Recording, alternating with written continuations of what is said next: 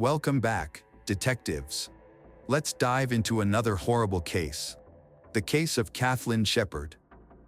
Kathleen Shepherd and her friend Dezi Hughes grew up across the street from each other in the small town of Dayton, Iowa, which has a population of less than 1,000 people. In this quiet town, everyone knows one another. Kathleen was 3 years older than Dezi. In 2013, she was 15, while Dezi was 12. Despite the age difference, they were best friends and did everything together, often walking home from the school bus stop. At approximately 4 p.m. on May 20, 2013, after being dropped off by the bus, they noticed that a red pickup truck was following them. The man in the truck caught their attention by offering them a chance to earn some pocket money. He said he owned a lawn care business and needed help.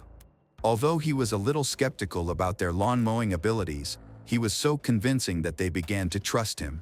The man said he could drive them home to get ready, then they would go to work together, and he would pay them right away. However, when they got in the car, he changed his plans. Instead of taking them home, he drove them out of town. When Kathleen and Dezi sensed something was wrong and tried to resist, the man pulled out a weapon and threatened to kill them if they didn't comply.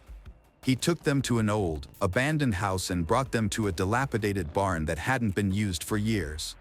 He tied them up, threw them face down in the dirt, and warned them that if they obeyed him, they wouldn't be harmed and he would eventually let them go, even offering to give them a ride back to town. At that moment, Dezi realized something was very wrong. First, if he's not planning to kill them, why go so far from the city? Second, the presence of a weapon suggested otherwise from the beginning. Kathleen's last words were, "They don't deserve this."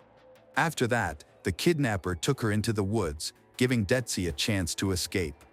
Dezi couldn't explain why Kathleen was taken or what happened to Kathleen since she didn't witness it. Although the kidnapper threatened them with a weapon, he was so careless that he left it right in front of Dezi while taking Kathleen away. Dezi was able to loosen her ropes and escape. While fleeing, she grabbed a weapon for protection in case he tried to catch her. Scared, she navigated through the forest, avoiding thorny roots, and then followed a dirt road in search of help. There were no people around. Despite her injuries, Dezi did not give in to the pain. She felt as though the kidnapper was still pursuing her and that escape was impossible. In her desperate situation, she called out for help, and people nearby brought her to the police. Dezi was terrified. During her escape, she had lost her shoes and sustained several cuts on her legs and feet, which were bloody but not life-threatening. While her physical injuries healed quickly, the emotional scars lingered.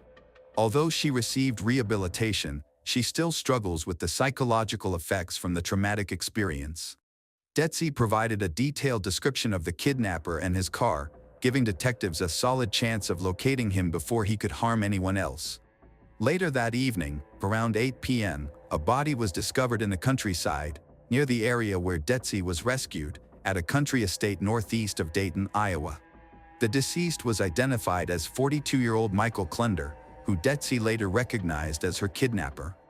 Interestingly, the cause of his death was not revealed for some time. The situation was confusing because Michael did not leave any suicide notes, and there were no clues about where to search for Kathleen. The police had to conduct the search for her without clear leads. Detectives investigated Michael's background for possible clues and found some information. He had his first trial in 1989 when he was just 17 years old and was from Mason City, Iowa, USA. On February 22, 1989, Michael knocked on Jill Gilsey's door, claiming that his car had broken down and asking to use her phone. Instead of just helping him, Jill offered to give him a ride home so he could deal with his car issues. He accepted her offer immediately without any hesitation. As soon as Jill opened the door, he attacked her, knocking her down, hitting her several times, and trying to strangle her with his bare hands.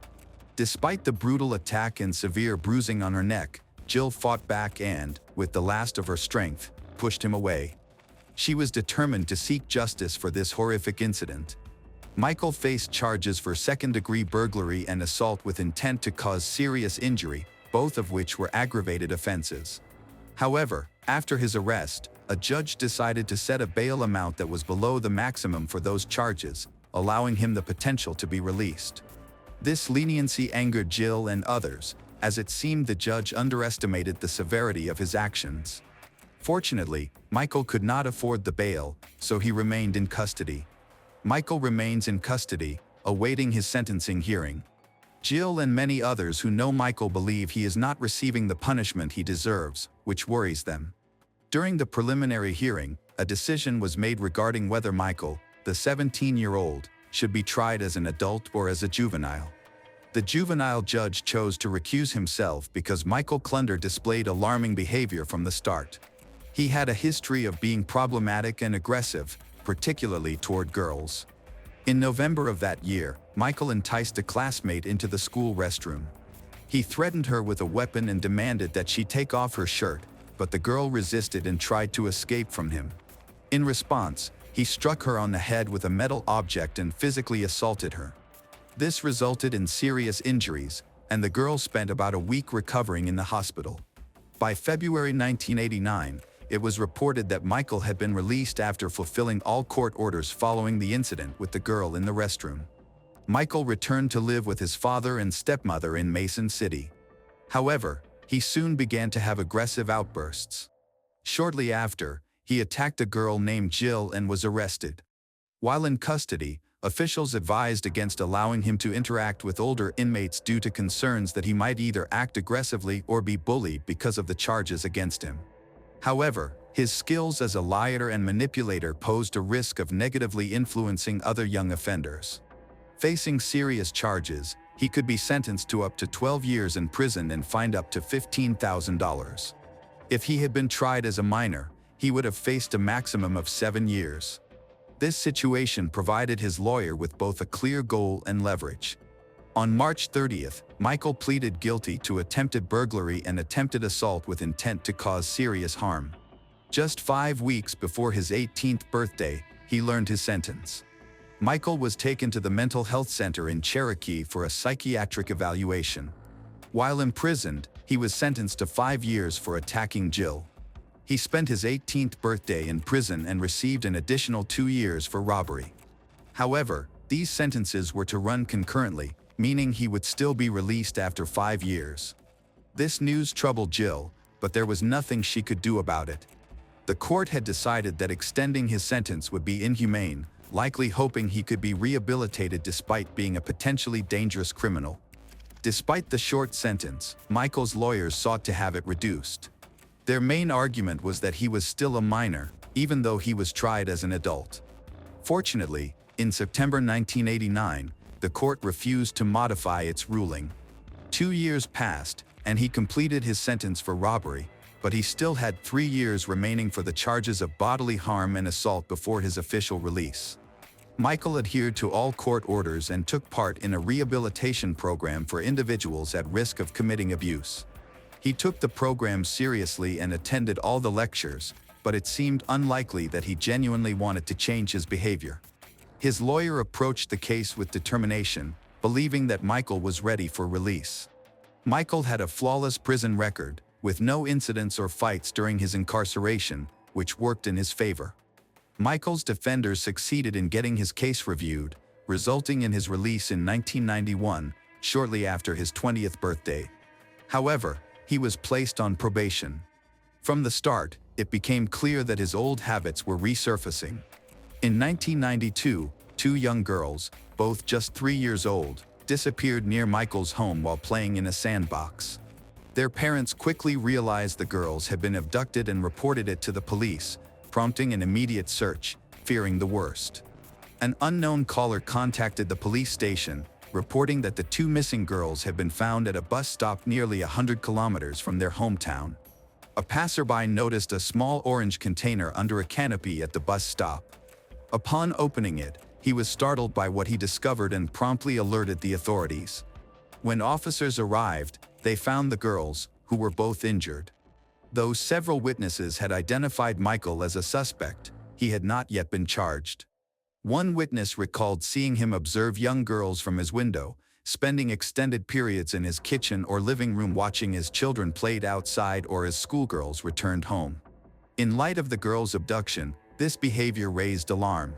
The day after the girls were located, police visited Michael's home to question him.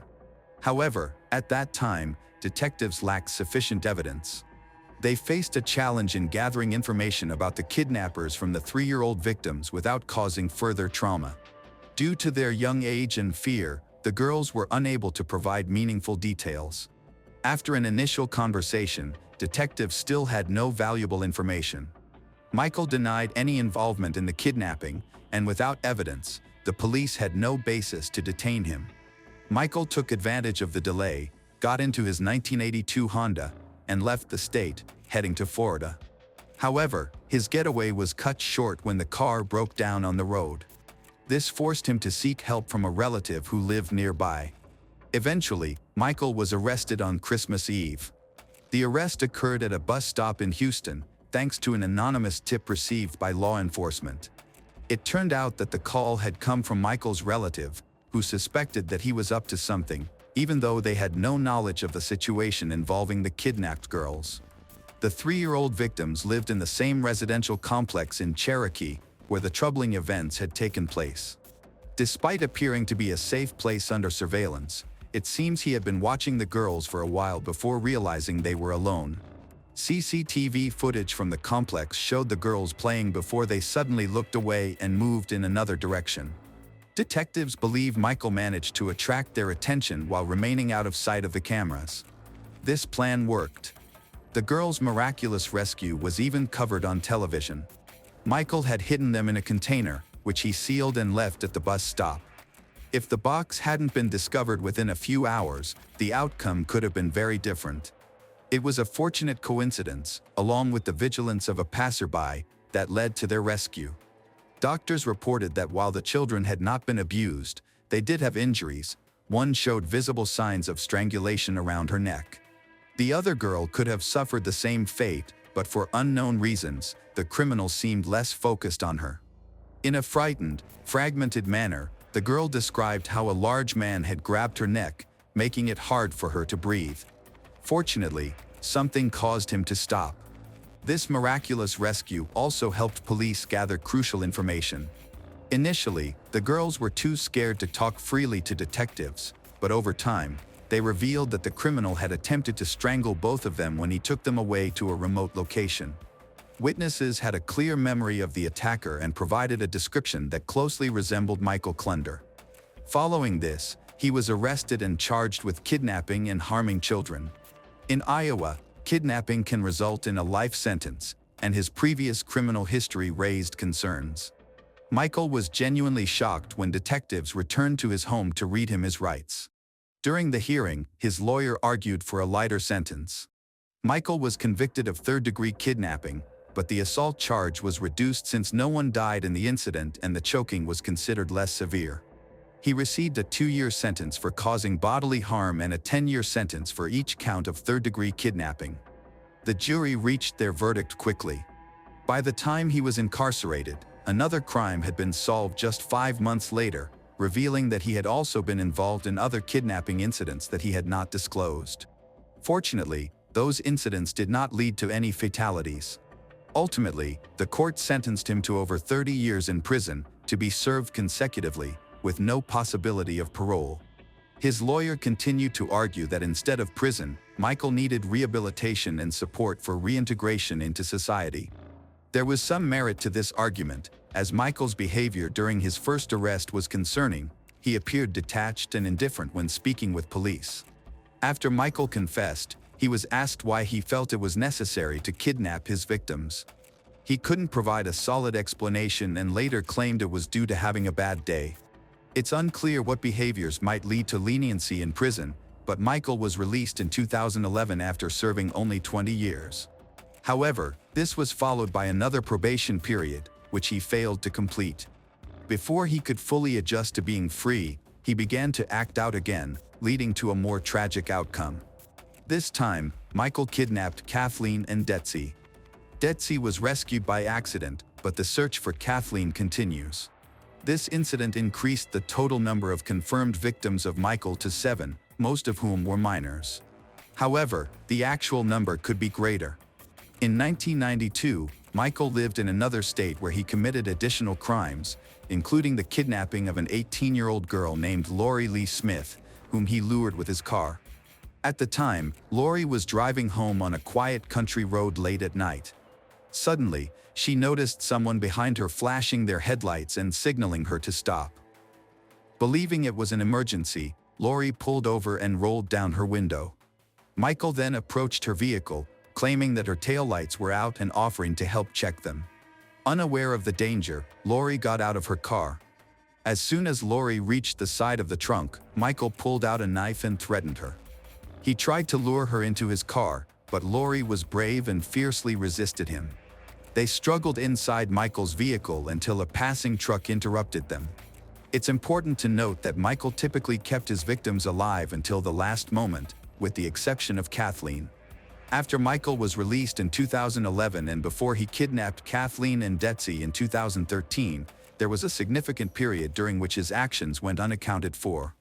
This gap raised concerns and warranted further investigation to determine if there were other victims or crimes that had not yet been discovered.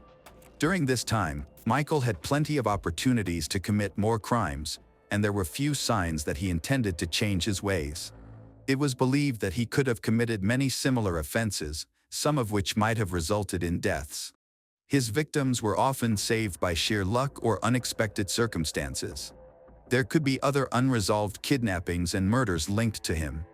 For example, he was suspected of being involved in the disappearances of two 8-year-old girls in 2012, Leary Cook Morrissey and Elizabeth Collins from Evansdale, Iowa. However, proving a connection to these cases was not possible. At the time of Leary and Elizabeth's observation, Michael's phone was detected in a different location, which cleared him of suspicion. This case remains unsolved, and the fate of 15-year-old Kathlynn is still uncertain. Detectives are analyzing the information and investigating the final days of Michael's life. Interestingly, he appeared to be maintaining a normal life. He had a steady job, purchased a house, and was married to a woman named Lisa, who also came from a small town. Michael preferred small towns because children there tend to be more trusting, many homes are often left unlocked, and it can be easier for criminals to operate. Michael was fortunate not only in finding victims but also in eluding detection. Even though he should have been registered as an abuse offender and was under constant watch by the authorities, Lisa was completely unaware of his past. As a result, detectives decided to search their home first. On February 25, 2013, law enforcement officers spoke with neighbors to see if anyone had seen Kathlynn, but no one recognized her photo. Lisa, who listened in shock to the revelations from the police about her husband, felt overwhelmed and was unable to provide any useful information to the investigator. Around this time, 12-year-old Dezi had regained her composure.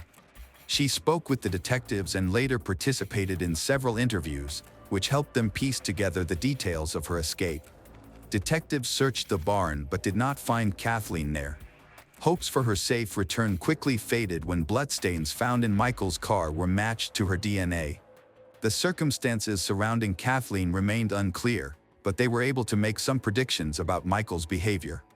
When he returned and discovered that Dezi had escaped and taken his weapon with her, he concluded that it was all over for him and took his own life. Michael likely feared returning to prison, knowing that other inmates would have treated him terribly for his crimes against children. Something terrible must have happened to Kathlynn, leading him to choose death over life in prison. Even after Dezi's escape, there were still no updates about Kathlynn. The search continued, and in those initial days, they discovered the girls' backpacks, which Michael had left behind in the forest. Kathlynn Shepard's fate was discovered 2 weeks later when a body was found in the river, a few kilometers from her hometown. Unfortunately, her body's condition had deteriorated, making identification difficult. Eventually, it was confirmed that the body belonged to Kathlynn Shepard. Investigators found signs of sharp objects on her body and the same bindings used to restrain Dezi. In this way, Kathlynn became Michael's last victim. This situation raises questions regarding Michael as an individual. In light of these events, the public expressed outrage towards law enforcement, accusing them of protecting dangerous criminals more than the victims. Interestingly, Lisa, Michael's wife, was one of the few who genuinely mourned him. Could she have been the only person to see some humanity in him that could inspire affection? Or was her seeming affection a result of her husband's manipulative behavior? It was a regular afternoon at Danvers's high school. Most students had already left, and the hallways were quiet. But inside a second-floor bathroom, something terrible was happening. A well-loved teacher had just finished her last class of the day. She had no idea that one of her students was watching her. Minutes later, security cameras caught something strange, him walking out with his hood up and hands covered in blood. He moved through the school as if nothing had happened, casually talking to classmates, grabbing his things, and disappearing into the night. No one knew the dark secret he had just left behind, not yet. Philip Chisholm was born on January 21, 1999, in Tennessee. From a young age, he showed a keen interest in sports, and by the time he entered high school, he had already made a name for himself as a talented soccer player. His skills on the field were undeniable. In 2012, his teammates credited him as the driving force behind their championship win in the league. To those around him, Philip seemed like a friendly yet reserved young man. No one suspected that beneath his quiet demeanor, he was battling deep personal struggles. Philip's home life was far from stable. His father, a former military officer, had succumbed to alcoholism and frequently subjected him to both physical and emotional abuse. Heated arguments with his wife, Diana Chisholm, were a regular occurrence. By the fall of 2013, the tension had reached a breaking point. They decided to separate. Philip was uprooted from the life he knew and moved with his mother to a small town in Massachusetts, while his father relocated to Florida. As part of their divorce agreement, his father was permitted only limited visitation with Philip.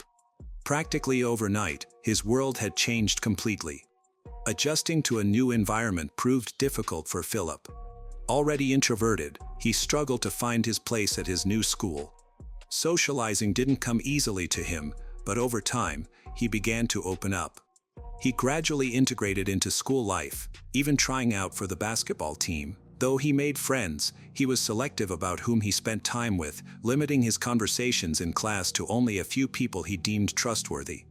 He stayed away from alcohol and banned substance, never drawing much attention to himself. However, beneath the surface, trouble was brewing. Philip found academics particularly challenging. Rather than engaging with his lessons, he often retreated into his own world, sketching in his notebook and listening to music instead of paying attention in class. It was during this time that Colleen Ritzer, one of the most beloved teachers at the school, noticed this new student. Known for her ability to connect with students, Colleen had dreamed of becoming a teacher from a young age. Excelling in mathematics, she pursued it as her career, earning her degree in mathematics with a specialization in secondary education, and began teaching 8th grade math that same year. Her dedication to her students was unmistakable. She frequently stayed after school to offer extra help and used social media to engage with them. When Philip arrived at the school, Colleen quickly noticed his academic struggles. Understanding that he was going through a rough time, she saw potential in him and believed he just needed some guidance to get back on track. However, unlike most of his classmates, Philip showed no interest in her efforts. On the morning of October 22, 2013, Philip arrived at Danvers's high school carrying multiple bags. Inside them were gloves, a change of clothes, a mask, and a box cutter, items that had nothing to do with schoolwork. Later that day, he attended Colleen's class. When the lesson was over, she approached him, offering to stay after class to help him prepare for an upcoming test. Philip's reaction was anything but appreciative. Instead, he erupted into an angry outburst. Colleen attempted to calm him down, but he stormed off. At around 3 p.m., Colleen went to the bathroom, unaware that Philip was closely following her. By that time, most students had left the school. Philip quietly entered the bathroom wearing gloves and holding a box cutter. Suddenly, he attacked Colleen, covering her mouth with a cloth to silence her. He overpowered her and stabbed her at least 16 times. The assault was interrupted when another student entered the bathroom. She saw Philip but assumed he was just changing for soccer practice, not realizing the violence happening nearby. She left without raising an alarm, unknowingly encountering a murderer. Then, Philip left the bathroom with his hood up and one hand covered in blood. He headed toward the school parking lot with a sinister plan to find a dumpster to dispose of the body. On his way, he casually greeted several friends who had no idea about the horrific crime he had just committed. Soon after, he changed out of his clothes, putting on a white t-shirt and a red hoodie. With a recycling bin in hand, he returned to the bathroom. This time, he came out, made his way to the elevator and hiding his teacher's lifeless body. After leaving the school, Philip took the recycling bin to a secluded wooded area. There, he disguised Colleen's body with a tree branch and covered her remains with dry leaves. He also left a vague note that said, "I hate everyone." Acting normally, he returned to the school. Although his messy appearance should have raised concern, no one noticed anything unusual, allowing him to collect his belongings from his locker and leave without any interruptions. Philip thought he had gotten away with the perfect crime, but he was very wrong. Hours later, his mother started to worry when she realized he was missing. She went to the nearest police station to file a missing person report. At the same time, his soccer teammates noticed he wasn't at practice and began to search for him, becoming increasingly anxious. The police responded quickly and asked Philip's phone provider to track his last known location. The signal was traced to the area near Hollywood Hits Theater. Investigators went there and found that he had bought a movie ticket before disappearing. Shortly after that, his phone went offline at 9 p.m. The principal of Danvers High School emailed staff about Philip's disappearance. Shortly after, a math teacher called her with worrying news. Colleen Ritzer's parents also reported that she did not return home. This was particularly concerning because Philip had been in Colleen's last class that day, raising fears that they may have been together before they both disappeared. Colleen's parents were desperately trying to contact her, but their calls went unanswered. By around 11 p.m., they formally reported her missing. Police tracked Colleen's phone to the school area, noting the coincidence of two missing persons from the same school. This led them to investigate further. Their investigation took a troubling turn when they found Colleen's car still parked at the school, indicating something was wrong. While searching the building, they examined the second-floor bathroom and encountered a horrifying scene. Bloodstains covered the area, and Colleen's purse was left behind. A blood-spattered recycling bin was also found in the corner. Following this grim evidence, officers searched the woods behind the school and discovered blood-soaked clothing that belonged to Colleen. This evidence confirmed that a serious crime had occurred. Authorities quickly began questioning students and staff in hopes of finding witnesses. A student came forward to share an unsettling incident he had overheard between Philip and Colleen while he was organizing his locker. He noticed Philip was raising his voice at Colleen, who was trying to calm him down. The student thought Philip's anger might have been triggered by Colleen's question about his family, which unintentionally reminded him of his parents' divorce. Even though Colleen quickly moved on to a different topic, Philip continued to seem upset and began muttering to himself. The student felt that something was wrong but never thought Philip could become violent. A female student came forward with important information. She told investigators she saw the back of a person who appeared to be changing clothes. The person's rear end was exposed, with clothes piled on the floor in the bathroom that afternoon. Additionally, a mother who was picking up her child around 3:30 p.m. reported seeing Philip quickly leaving the school.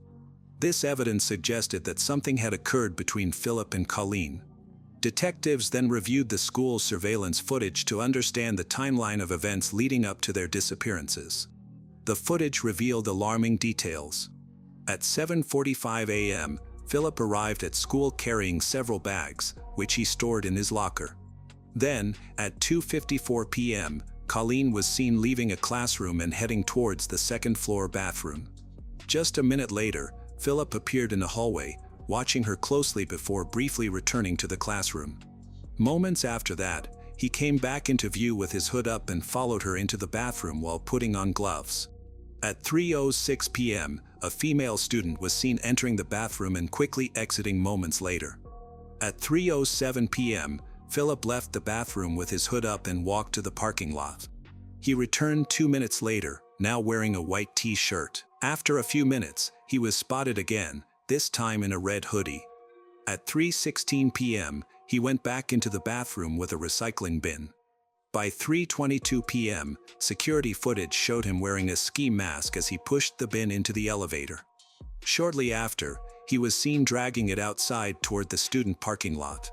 Later that evening, Philip returned to the school, entered the bathroom again, and changed clothes. This time, he was barefoot, wearing a black hoodie.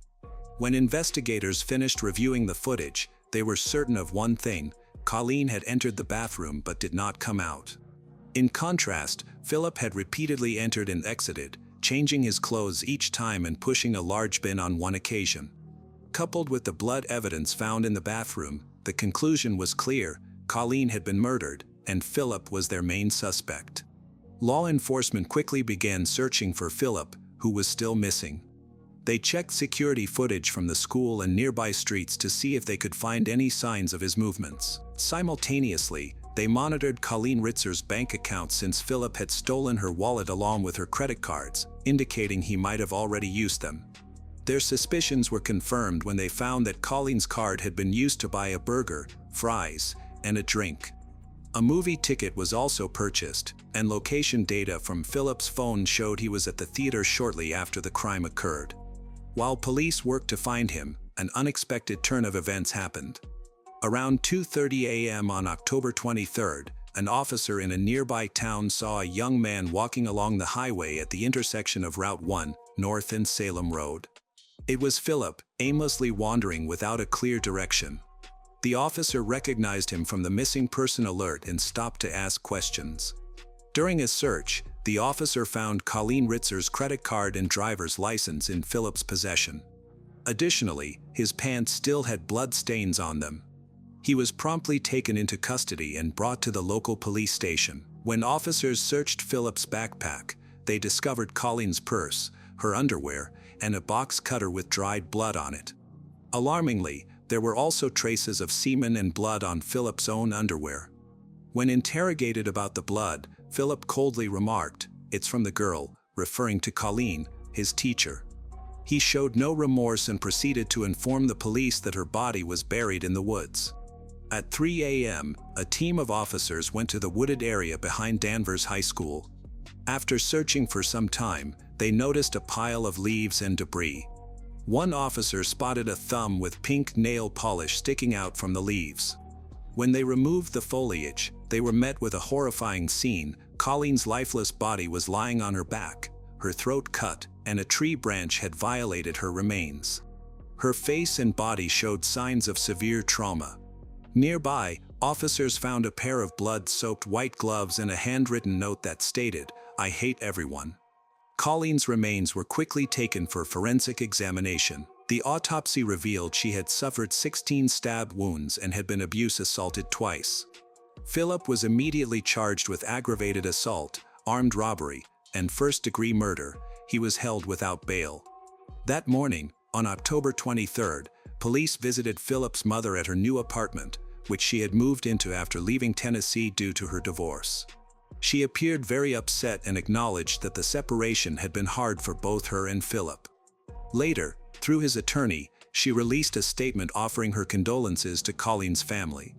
In contrast, Philip's uncle took a different view. He suggested that something must have triggered his nephew's actions, arguing that teenagers can be quick to anger, and noted that Philip was only 14 years old. He characterized Philip as a well-behaved child from a good family, seemingly minimizing the seriousness of the situation. Philip's former soccer coach shared similar feelings, saying he wanted to learn the full story before judging the teenager. Meanwhile, a student, Rania Ridui, found it hard to comprehend the tragedy. She couldn't understand why anyone would hurt Kathlynn, who she described as kind and caring. Kathlyn's family was heartbroken and in deep mourning. On October 28, 2013, the community came together to pay their respects at her funeral at St. Augustine Church. The service was very emotional and attended by nearly 1,000 people, including 400 of Kathlyn's students from Danvers High School, many of whom wore pink, her favorite color. The entrance to the church was decorated with pink flowers, symbolizing the love and admiration she inspired in those who knew her. Kathlyn's cousin spoke passionately about the large turnout at Kathlyn's funeral, which highlighted the significant impact she had on her community. She noted that even though Kathlynn had a brief life, she made a lasting impression on education, inspiring many students with her dedication and love for teaching. She also emphasized Kathlynn's strong bond with her siblings, her commitment to being a supportive friend and mentor. With deep sorrow and respect, Kathlyn's cousin described Kathlynn as the ideal person any parent would wish for their child to become. The Reverend provided words of comfort, encouraging attendees to focus on the meaningful life Kathlynn led rather than the tragic way it ended. His message resonated with those grieving, reminding them to celebrate the positivity Kathlynn brought to the world. Months later, at a juvenile detention center in Boston, Philip committed another crime. On June 2, 2014, he entered a staff locker room bathroom and tried to strangle a 29-year-old medical staff member and attack her with a pencil. It took several employees to restrain him while he screamed threats, including, "I'm going to kill all of you." Although he didn't succeed in killing her, she was left seriously injured. A new case was opened against him, but he was still facing charges for the murder of Kathlynn Ritzer before going to trial for this attack. Philip's defense attorney admitted that he had killed the teacher but argued that he should not be held criminally responsible. She claimed he was experiencing a psychotic episode and suffering from severe mental illness at the time of the murder, even stating that he had heard voices beforehand. The prosecutor strongly disagreed, asserting that Philip did not have any mental illness and presented surveillance footage as evidence. The videos showed him carefully following Kathlynn into the bathroom, attacking her, and then coldly placing her body into a recycling bin before wheeling it outside. The prosecutor also highlighted that after the murder, Philip casually greeted friends, ate a meal, and watched a movie while carrying evidence of his crime in his backpack. After considering the prosecution's argument, the court rejected the defense's claim of criminal insanity, ruling that Philip was mentally competent to stand trial. Since the minimum age for criminal prosecution in the United States is 14, he could be tried as an adult. On December 15, 2015, a jury found Philip guilty of first-degree murder, aggravated assault, and armed robbery. As the judge read the verdict, Philip stood silently, his hands cuffed and his expression blank. Kathlynn's mother, heartbroken by his lack of remorse, declared that Philip was truly evil and beyond rehabilitation. "Their family will never get a second chance with Kathlynn, and he shouldn't get one either," she said. Despite these emotional statements, Philip showed no reaction. He did not flinch or show any empathy or regret for the life he had taken or the family he had devastated. On February 26, 2016, despite the defense team arguing that Philip was mentally ill, he was convicted of killing Kathlynn Ritzer and sentenced to 40 to 60 years in prison, with the possibility of parole after 40 years, a sentence that Kathlyn's family felt was not harsh enough. However, this was not his last sentencing. On April 26, 2024, a decade later, he faced trial again for attempting to murder a medical worker at the Boston Juvenile Facility. The atmosphere in the courtroom was tense as his attorney declared that Philip wanted to take full responsibility and resolve the case quickly. Despite this, it was evident to everyone that he lacked genuine remorse. The medical worker he attacked described him as a monster and a remorseless killer. She recounted the terrifying incident, stating that he intended to kill her.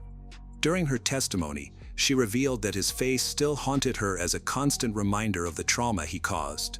She pleaded with the court to keep Philip in prison for life, so no one else would suffer at his hands. Ultimately, the judge sentenced Philip to an additional 17 to 20 years for the attack, to be served concurrently with his original sentence for Kathlyn's murder.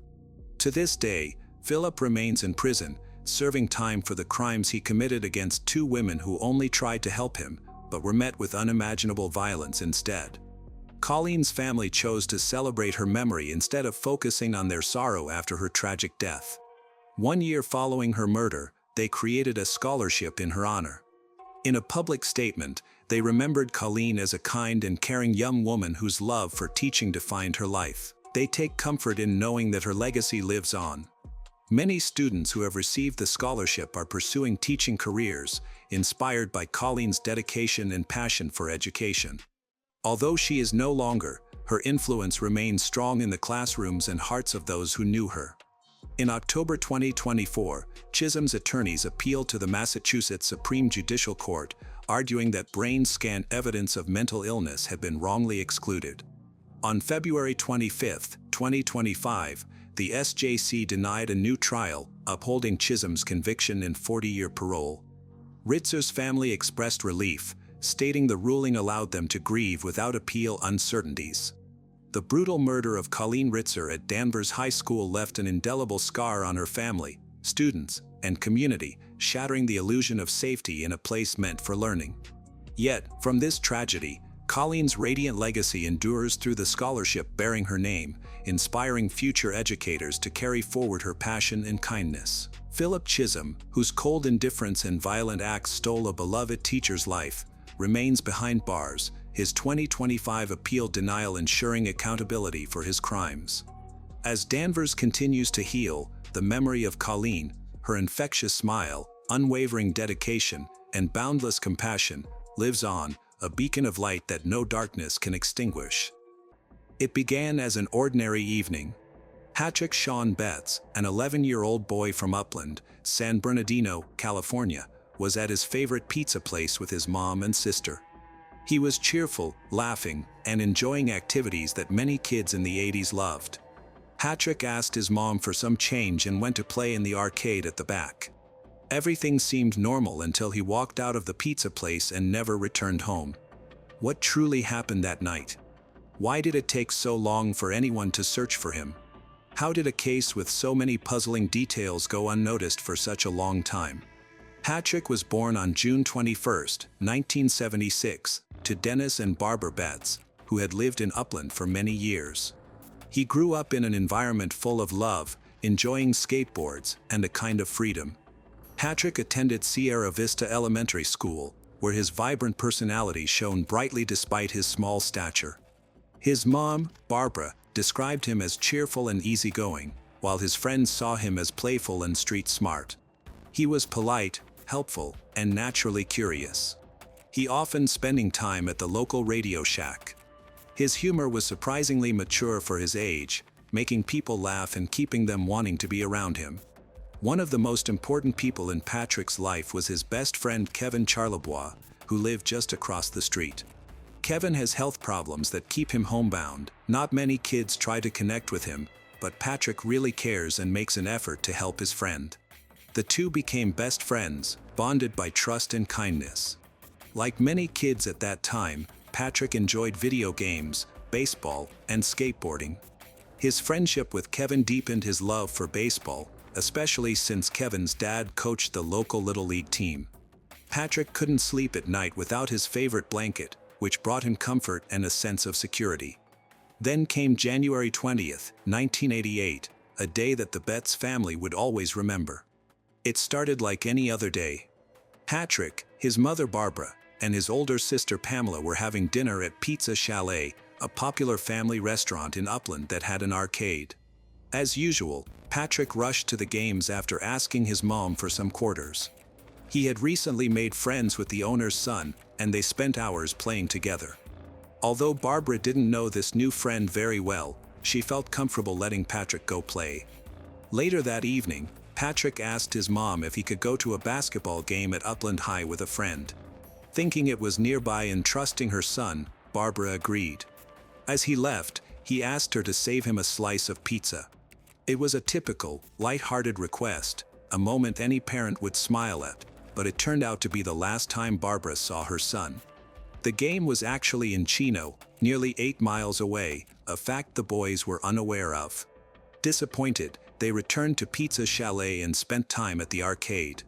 Patrick was last seen around 9 p.m. playing video games there. After that, he said he was going home, but he never arrived. That night, his family waited anxiously, hoping he would walk in, perhaps a bit embarrassed for being late. But hours went by, and then the entire night passed. When morning came, it brought only worry that Patrick was missing. One would expect the local police to conduct a thorough investigation right away, but that didn't happen. Instead, Upland authorities quickly dismissed the situation, suggesting that Patrick had run away. They told his distraught family he would return when he got hungry. This idea seemed ridiculous to Barbara and Dennis. Yes, Patrick had been involved in a minor school issue shortly before he disappeared. He had a juvenile court date approaching, but he wasn't anxious about it. He had never stated any desire to run away, and his behavior didn't suggest he planned to. In fact, his favorite blanket, something he always needed at night, was still in his room, and his clothes and belongings were untouched. If Patrick had truly run away, wouldn't he have taken something with him? But investigators stuck to their runaway theory. There were no Amber Alerts, no immediate search efforts, and no sense of urgency. Upland was not the safest place, with a population of just over 48,000 and a crime rate slightly above the national average. On average, 5 serious crimes occurred daily, which raised concerns, especially with a child missing. The Betts family was determined to prevent their son from becoming just another missing person case. They began their own search, going door to door in Upland, distributing flyers and asking anyone who might have information. Their first stop was Pizza Chalet, the last place Patrick had been seen. They sought leads and eventually caught a break. A woman from a nearby beauty supply store recalled seeing Patrick enter with an older teenage boy. Initially, this seemed promising, but her memory became unclear. She wavered between being sure and unsure, at one point forgetting whether Patrick was alone. The Betts family thought the boy might be the son of the pizzeria owner, but since the witness could not provide a clear description, they couldn't confirm anything. This lead quickly unraveled, leaving them back at square one. The emotional strain was overwhelming. As time passed, the family grew more frantic and their appeals to the police became increasingly urgent, emphasizing that Patrick had not run away. After nearly 4 months of relentless effort, the authorities finally agreed to carry out a full investigation, but by that time, 4 crucial months had already passed. In cases of missing persons, the first 48 to 72 hours are crucial. This is when evidence is still fresh, and the chances of finding the person alive are significantly higher. After this period, the chances of getting answers or finding the person decrease sharply. The Betts family was aware of this urgency. While they were relieved that law enforcement was finally involved, they couldn't shake the feeling that the delay had cost them dearly. Their heartbreak was worsened by the lack of media attention. Initially, the police categorized Patrick as a runaway, leading to minimal coverage. Only a few articles were published, and there was virtually no interest from television or local news. It felt as if Patrick had been forgotten even before the search had truly begun. However, the family remained determined and never stopped looking for anything unusual. The day after Patrick disappeared, an unsettling event occurred. Sierra Vista Elementary School received a phone call from a woman claiming to be Patrick's grandmother. She informed the school that Patrick would not be returning because he was moving to Washington to live with her. The call was alarming for a couple of reasons. First, the voice did not belong to his real grandmother. Second, the caller had specific knowledge, including the name of Patrick's school and the fact that his actual grandmother had previously lived in Washington. In truth, Patrick's grandmother had moved from Washington to California months before he went missing, and she had been struggling with cancer. Patrick loved spending time with her and always helped her when he could. Unfortunately, she passed away without knowing what happened to her grandson. This eerie phone call left the family distressed. Was it an attempt to mislead the investigation or a cruel joke? Regardless, it added to the increasing number of mysteries surrounding Patrick's disappearance. Since it was 1988, there were no means to trace the call, no caller ID or digital records, leading to yet another dead end. The strange events didn't end there. For months after Patrick's disappearance, something unusual occurred at the Pizza Chalet. This previously busy spot for local families suddenly closed down without any notice. The owners packed their things and left Upland unexpectedly. It was soon discovered that they had moved to Los Angeles, but when the police tried to find them, they lived together, the family, only for a brief period. Shortly after, they departed again, reportedly heading overseas to the Middle East, which is their country of origin. For the Betts family, this situation was not just peculiar, but very concerning. They wondered why a successful business would shut down so abruptly and why the owners would leave so quickly. Investigators were able to locate the owners of Pizza Chalet, but their lead was short-lived. After they left the country, all leads went cold again. Moreover, the identity of their son, the same boy who had been seen playing with Patrick that night, remained unknown. This meant that the police could not conduct an interview with him. Once again, the Betts family faced a dead end. Their frustration increased, as it felt like they were trapped in an unending nightmare. Every potential lead led to confusion or silence. Just when they thought the situation couldn't get worse, the police made a decision that completely shocked the family. Investigators in Upland unexpectedly focused on Patrick's older brother as a suspect in his disappearance, despite him being only 15 years old at the time. The police became convinced of his involvement without providing any evidence to support their claims. On the night Patrick went missing, his brother was in San Francisco, hundreds of miles away, performing with his band. His bandmates confirmed he was on stage for the entire evening, which ruled him out as a suspect. However, the police took him in for questioning without informing his family, keeping him for over 5 hours. When the Betts family learned of this and arrived at the station, they found him undergoing a polygraph test, which he reportedly did not pass. Things worsened from there. Officers pressured him to write a confession despite not having any valid reason to do so. The Betts family was outraged. They were already grieving Patrick's loss, and now they had to witness their other son being emotionally devastated by unfounded accusation. This traumatic experience left lasting effects. Patrick's brother, who already struggled with anxiety, later developed PTSD. Unfortunately, rather than receiving sympathy, his trauma was misinterpreted by the community as an indication of guilt, when it was actually the result of being wrongfully accused at a young age. This was not the last time Upland investigators disrupted the Betts family's life. In 1991, over 3 years after Patrick disappeared, the family was suddenly awakened before dawn by loud knocks and flashing lights at 6 a.m. The police had returned, this time with a search warrant. Confused, the family looked out to see their home surrounded by officers, bloodhounds, and even people in hazmat suits. They received no warning or explanation. The search lasted more than 12 hours, continuing into the evening. Every room in the house was inspected, and the backyard was thoroughly searched, all without any information about what the investigators were looking for.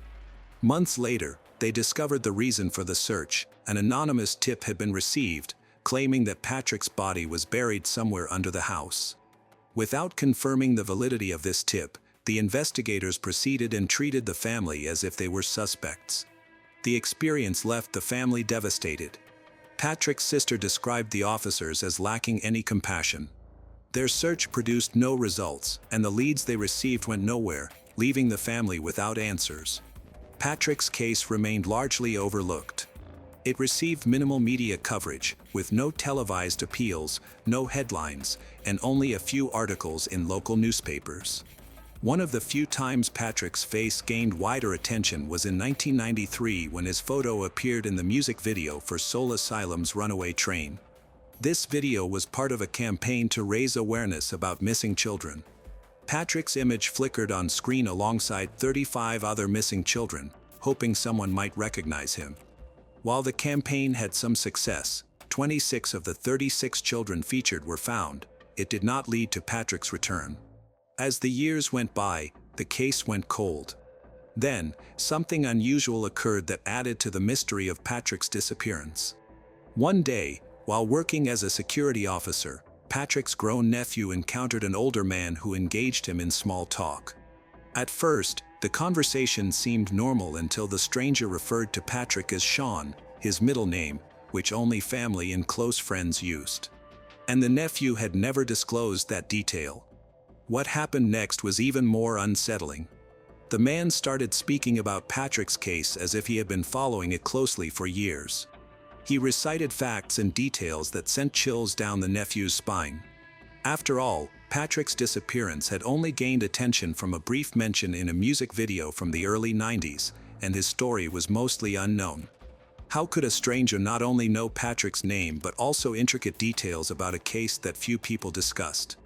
Some speculated that the man might have heard of Patrick growing up in Upland, suggesting it could just be local knowledge shared over the years.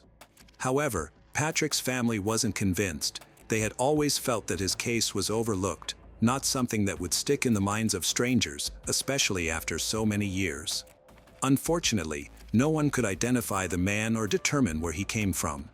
He disappeared just as quickly as he arrived, leaving only discomfort and lingering questions. In February 2022, after many years of inactivity, Patrick's case received renewed attention through the internet. A true crime YouTube channel highlighted Patrick's story after a viewer from Upland requested it. That same month, an emotional city council meeting in Upland featured Patrick's 73-year-old mother, Barbara, and his sister, Pamela, who sought help from the mayor and council members, was also there to share Patrick's story with the officials, hoping for answers. During the meeting, Barbara shared a heartbreaking moment. Her husband, Dennis, Patrick's father, had died in 2009 without ever knowing what happened to their son. With a trembling voice, she expressed that although she no longer believed Patrick was alive, she held on to one final wish: to bring him home, even if it was just to lay him to rest. After over 30 years, her pain had not diminished, it had only deepened. Pamela made a strong appeal as well, urging law enforcement to utilize modern investigative techniques, such as DNA profiling and forensic databases, that were unavailable years ago. She argued that advancements in technology had increased the chances of solving cold cases. However, investigators faced the same challenge as before. Without a suspect or person of interest, they couldn't collect DNA. Nevertheless, there was a shift in the situation. After years of inaction, new interest in the case emerged. Detectives began to revisit witness statements and explore potential leads. While significant breakthroughs hadn't yet occurred, this renewed focus gave the Betts family something they hadn't felt in years: hope.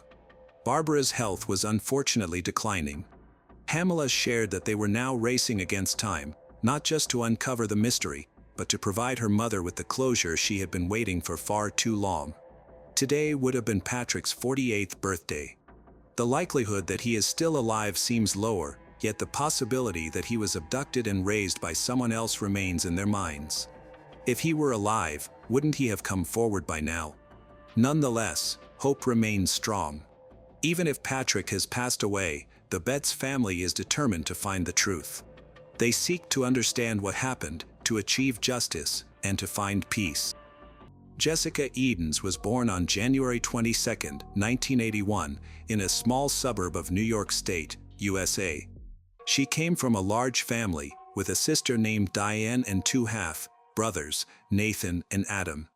Jessica spent her early years surrounded by loving parents and siblings, with whom she developed warm relationships. She didn't have outstanding academic success but was always creative, dreaming of becoming a photographer. When her parents recognized this passion, they bought her an amateur camera, which she carried everywhere. She took pictures of people, nature, cities, and architecture, anything that caught her attention. Her work was admired and praised. During her teenage years, Jessica actively pursued this passion and mastered the craft. She began to shoot weddings and various events, initially for free, then for a small fee.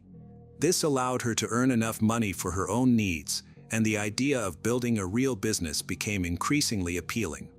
Jessica's personal life was also progressing. She was sociable, active, attractive, and always attracted a lot of attention. On November 19, 2007, she gave birth to a son named Hayden King. Jessica became pregnant during a rapidly developing relationship with a young man, but the love between them faded quickly, and they broke up before Hayden was born. However, Jessica remained optimistic and maintained friendly relations with the child's biological father, allowing him to communicate with Hayden. Jessica was determined to provide everything her child needed, regardless of whether she had a partner or was raising him as a single mother. Fortunately, she did not have to be alone for long. In 2008, Jessica met a man named Benjamin Edens. They quickly found common ground, grew closer, and within a few meetings, they could not imagine their lives without each other. They was in no hurry to officially register their marriage, as both were creative individuals who understood each other well. After a few months, they moved in together, and Jessica began to contemplate having more children. After a while, they officially got married in 2010.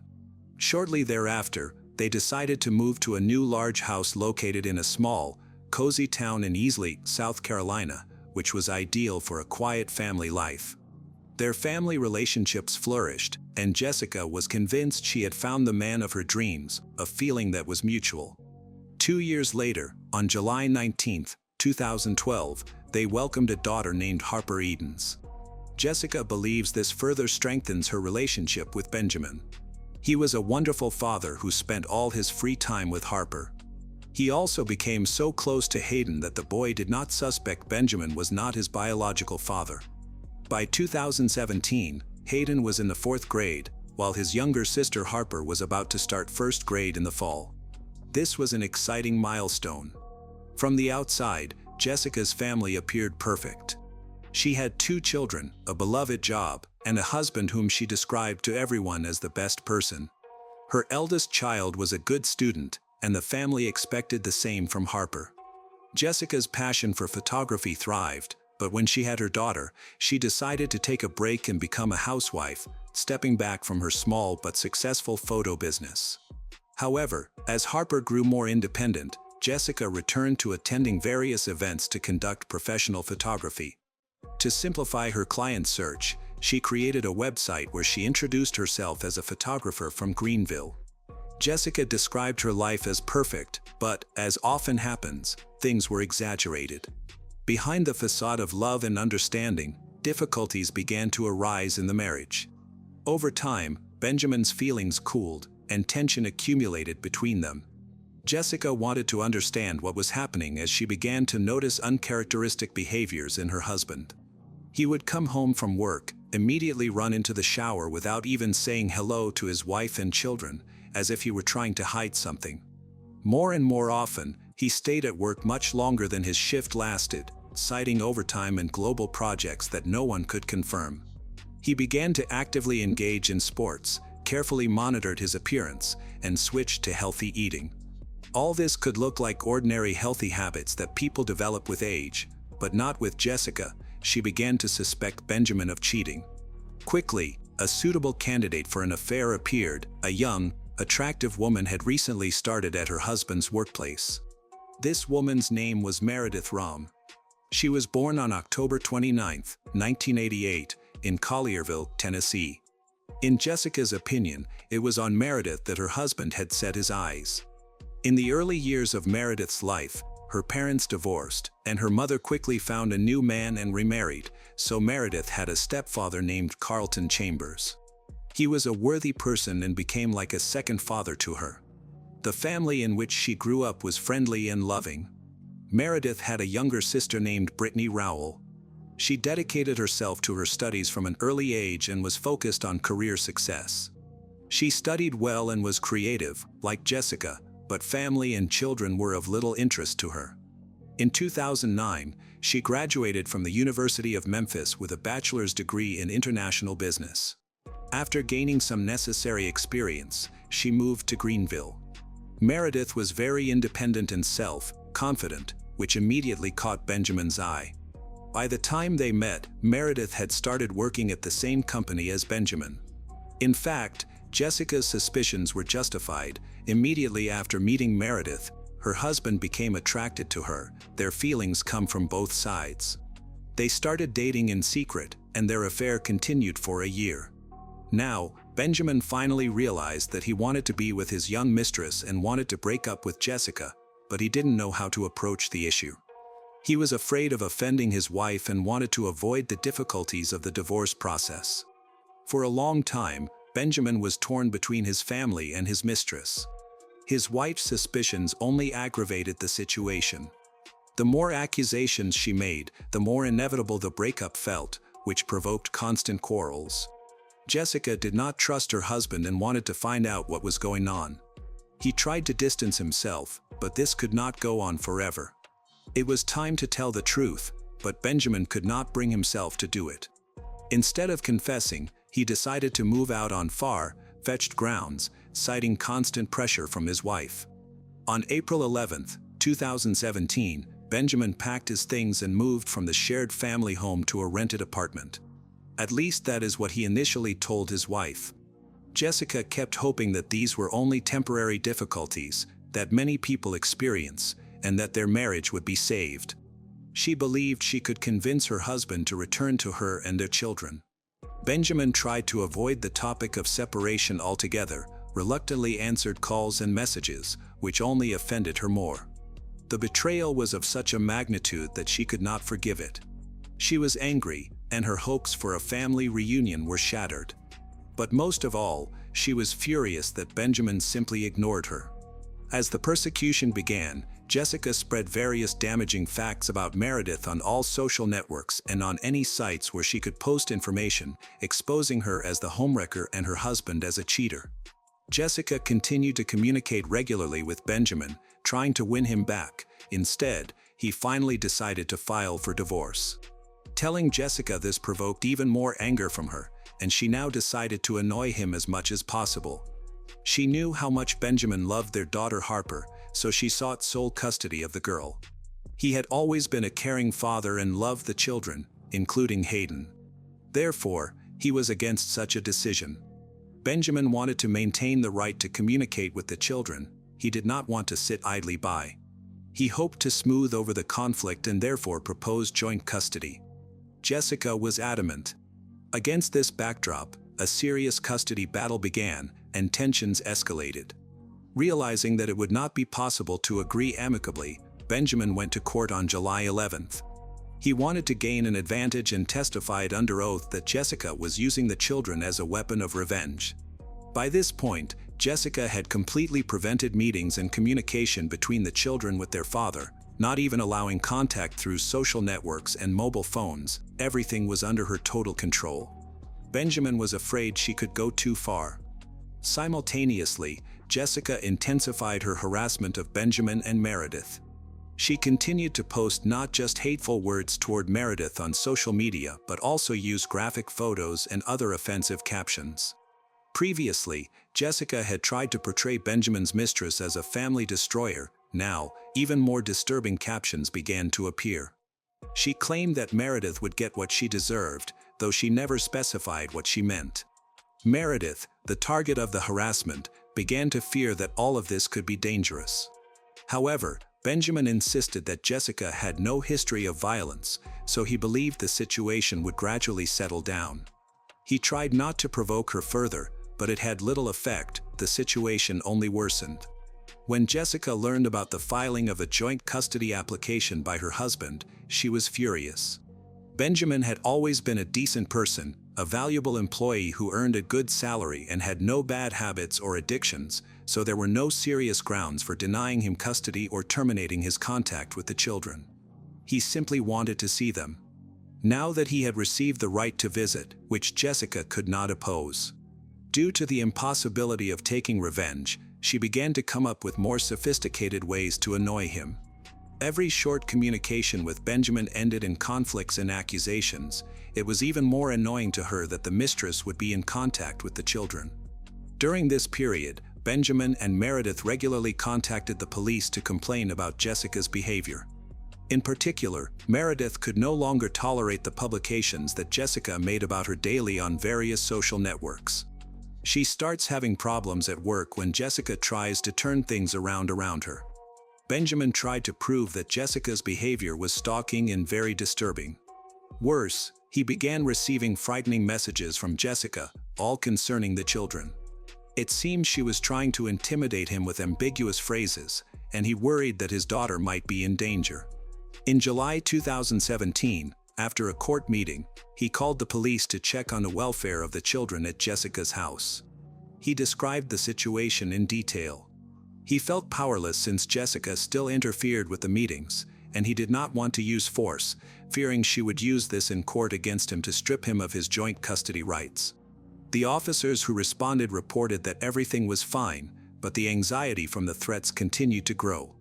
On July 12th, they discussed joint custody again. All attempts by Jessica to prevent this were unsuccessful, making her even more furious. During the day, Benjamin begins to receive more disturbing messages from his ex-wife. It was obvious to her that there was no legal way to limit the children's communication with their father, so she tried to irritate him further with her frightening messages. Benjamin contacted the police again and asked the patrol officers to go to the family home to check on the children's well-being. When the officers arrived, they again did not see anything suspicious. The report compiled by the patrolman stated that everything was fine, the family seemed normal, Jessica behaved calmly, and her son and daughter were in a good mood while watching a movie when the officers arrived.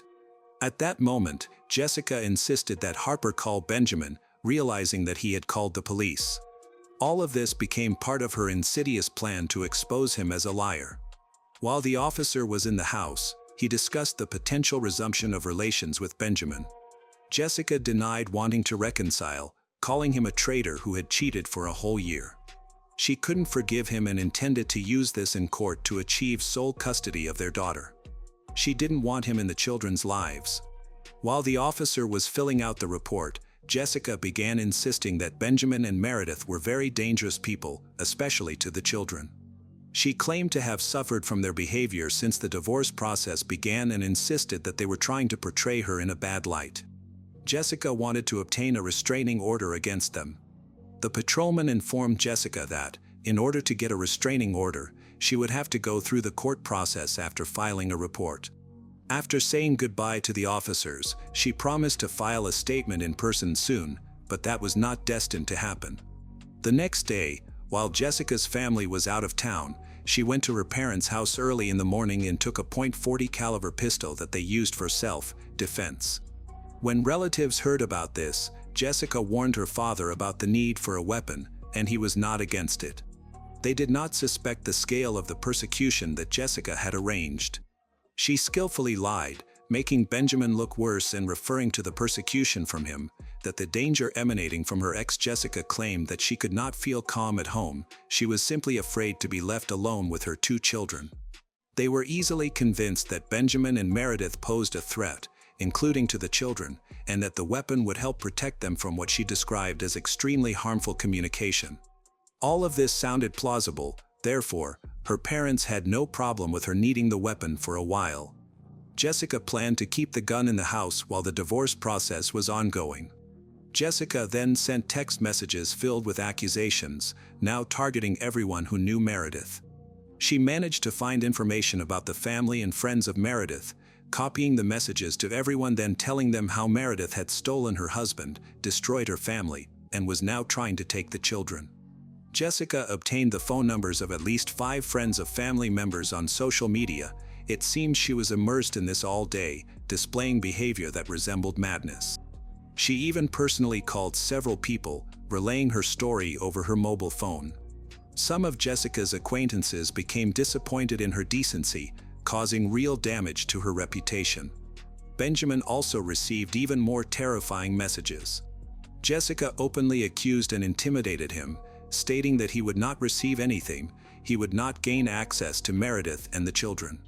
Jessica wrote that because of his actions, he would have no chance of getting any of it, as she would not allow him to enjoy life after what he had done. Benjamin was extremely worried about this information and began to send Jessica message after message, trying to understand what she meant. However, she simply ignored all his questions, which only increased Benjamin's anxiety. He expressed his willingness to go to court for an emergency hearing regarding joint custody of the children, even threatened to try to take the children from her if she did not calm down. Finally, Jessica responded with a short message, "Your life will soon be better."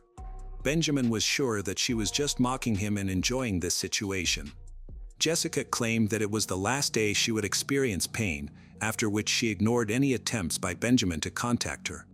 On the morning of July 13, 2017, Jessica wrote to Benjamin again.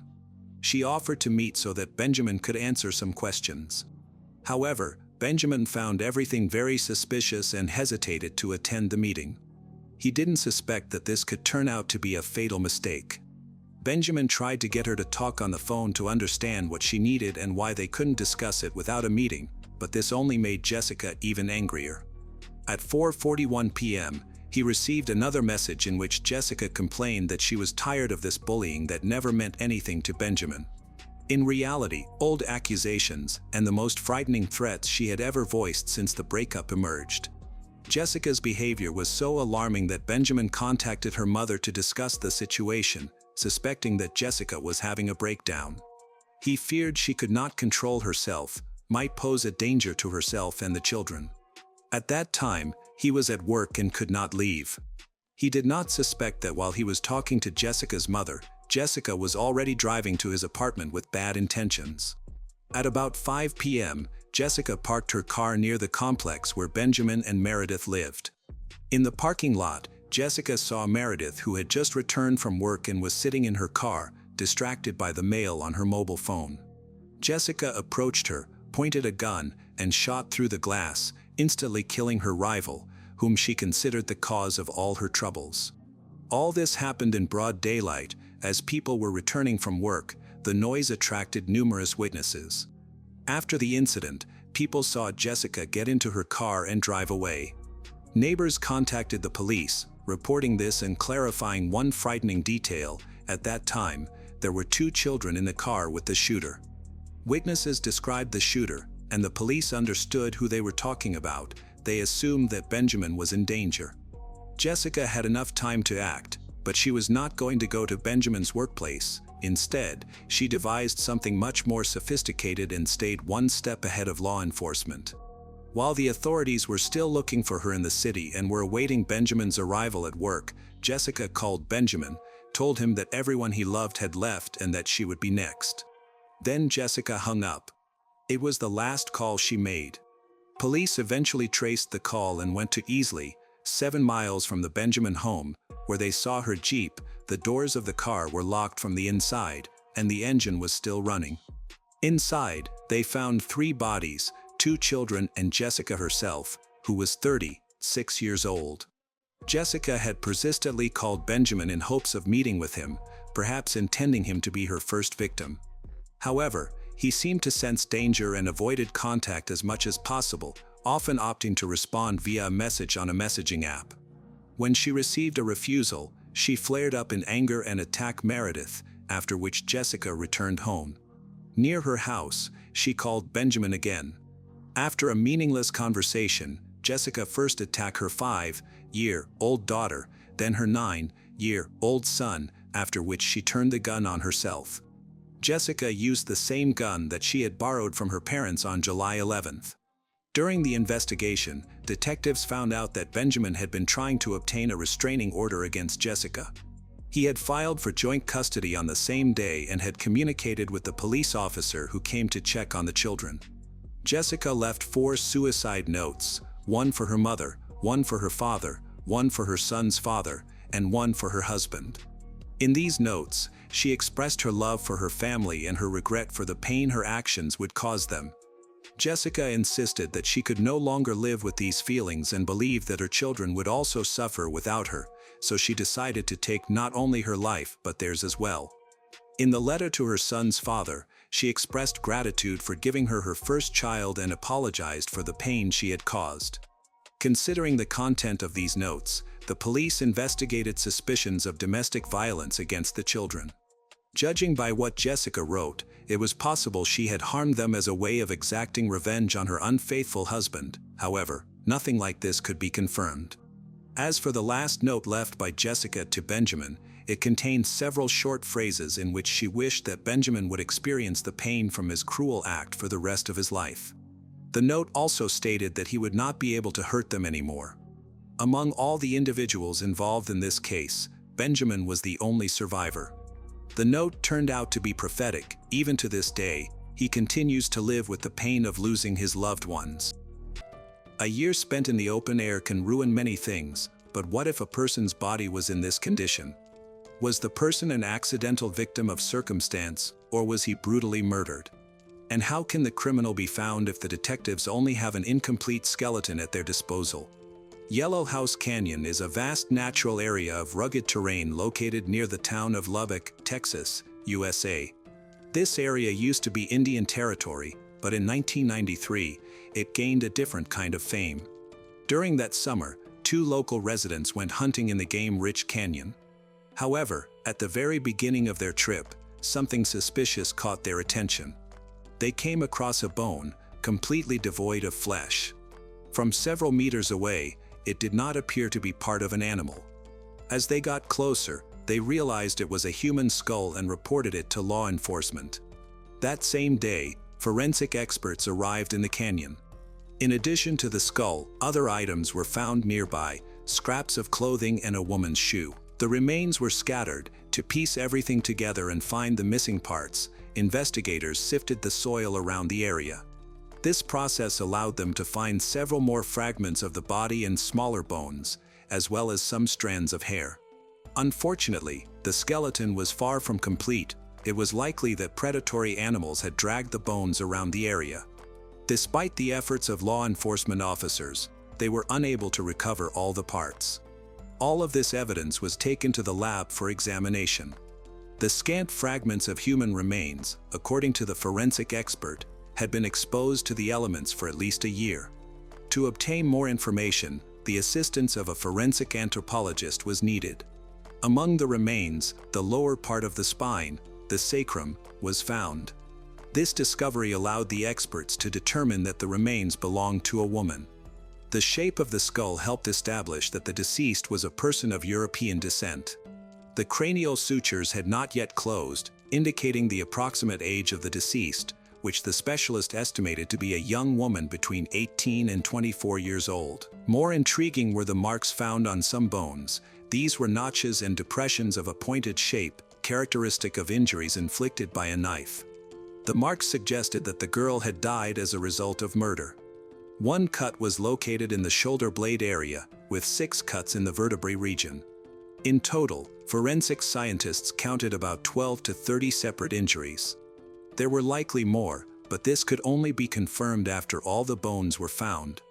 Thanks to all this data, a diagram of the victim was created, which depicted the skeleton of the deceased with all her injuries noted. According to the forensic expert, the criminal had attacked from behind. Such injuries could not have been inflicted by the victim herself, leaving no room for doubt. The unknown girl was considered a victim of murder. The notches on the bones indicated that the attack had been very brutal, reflecting a furious assault on this young girl. More information was needed to identify who the victim was and to initiate a full investigation. During the time that the remains had been in the canyon, several disappearances had occurred. It became necessary to turn to the public in the hope of obtaining tips regarding the deceased, after which the search for the perpetrator began.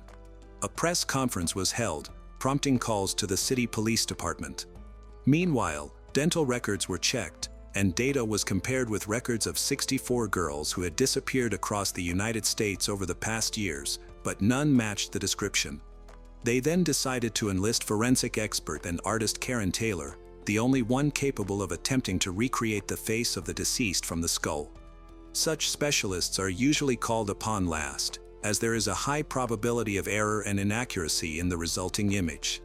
Many factors can introduce distortion, but there was no alternative. Karen Taylor was contacted because she had developed a unique method known as two-dimensional facial reconstruction.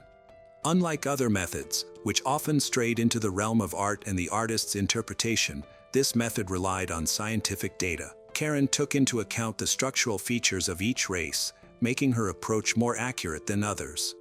Using rubber markers, she measured the thickness of the facial tissues by placing them directly on the skull of the deceased. This method ensured a highly accurate reconstruction based on the thickness indicated by the markers. She established starting points for creating the facial image. This detailed process required many hours of concentrated effort. After positioning the markers, she took numerous photographs from various angles and placed translucent paper over the bones to help outline the approximate facial contours. Next, Karen identified common facial features based on her anatomical knowledge, including that the average human eyeball measures about 25 millimeters in diameter. However, there is limited information available for facial reconstruction since soft tissues like the ears and nose completely decompose. The deceased had only a few tiny skin fragments around her nose, so the minimal information relied on the state of her bones. Karen observed a slight asymmetry at the base of the nasal opening, suggesting a possible injury from the victim's past. Fortunately, during a search in the canyon, a lock of hair was discovered, helping the forensic artist identify the exact color.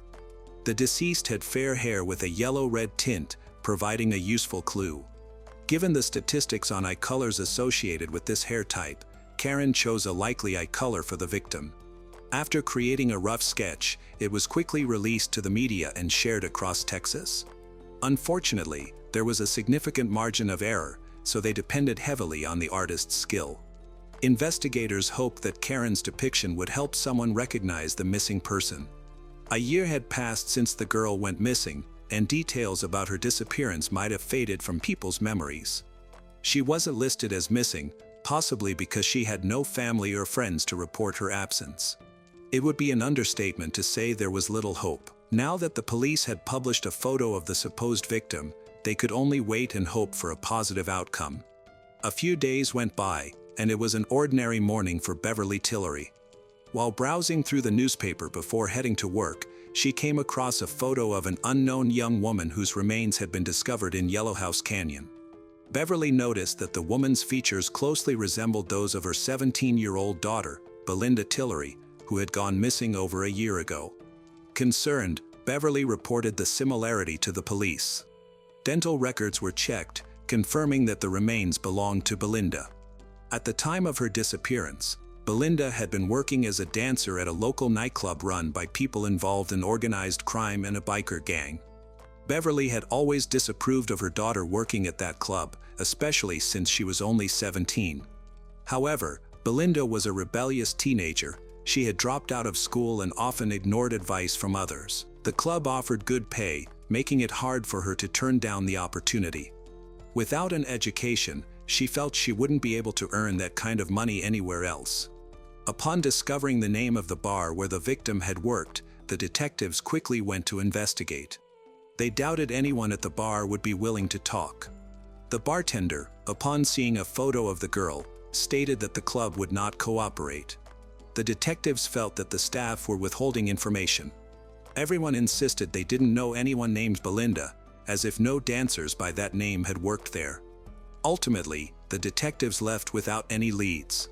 However, Belinda's family insisted that she had danced there, even the night before she disappeared. When Belinda worked at the club, her older brother typically drove her to work and picked her up whenever he could. On that fateful night, he drove her home after his shift but didn't notice anything unusual. According to him, the last time he spoke with Belinda, she mentioned feeling unwell, so she went to her room to sleep after arriving home. He had consumed a few drinks that evening and swiftly went to bed, passing out and not hearing anything. The next morning, he intended to check on his sister, but he found no one in her room. No one had noticed when she left. The belongings she always took with her were gone. Belinda had departed with her purse, driver's license, and all her essentials. Initially, no one was concerned, assuming she was with friends. However, as time passed and she did not return, the situation became increasingly alarming. Her mother was the most worried. She knew the reason behind her daughter's illness. Belinda had often felt unwell during the previous month, and a few weeks before her disappearance, her family had taken her to the doctor. It turned out that she was pregnant. When they went to the police with a missing persons report, the local authorities reluctantly began the search, but they eventually stopped altogether. It was decided that Belinda had simply run away to start a better life far from her hometown. However, her relatives did not believe this, despite the fact that Belinda had previously disobeyed and led a rather dissolute lifestyle. The news of her pregnancy had changed her significantly. She did not consider having an abortion or running away. Instead, she decided it was time to change her life for the better to become a good mother. The shocking news prompted the young dancer to leave the club, return to school to finish her studies, obtain a certificate, and find a decent job. During this time, Belinda seriously began to discuss further education and a career. She took the matter much more seriously now. She reluctantly talked about who could be the child's father.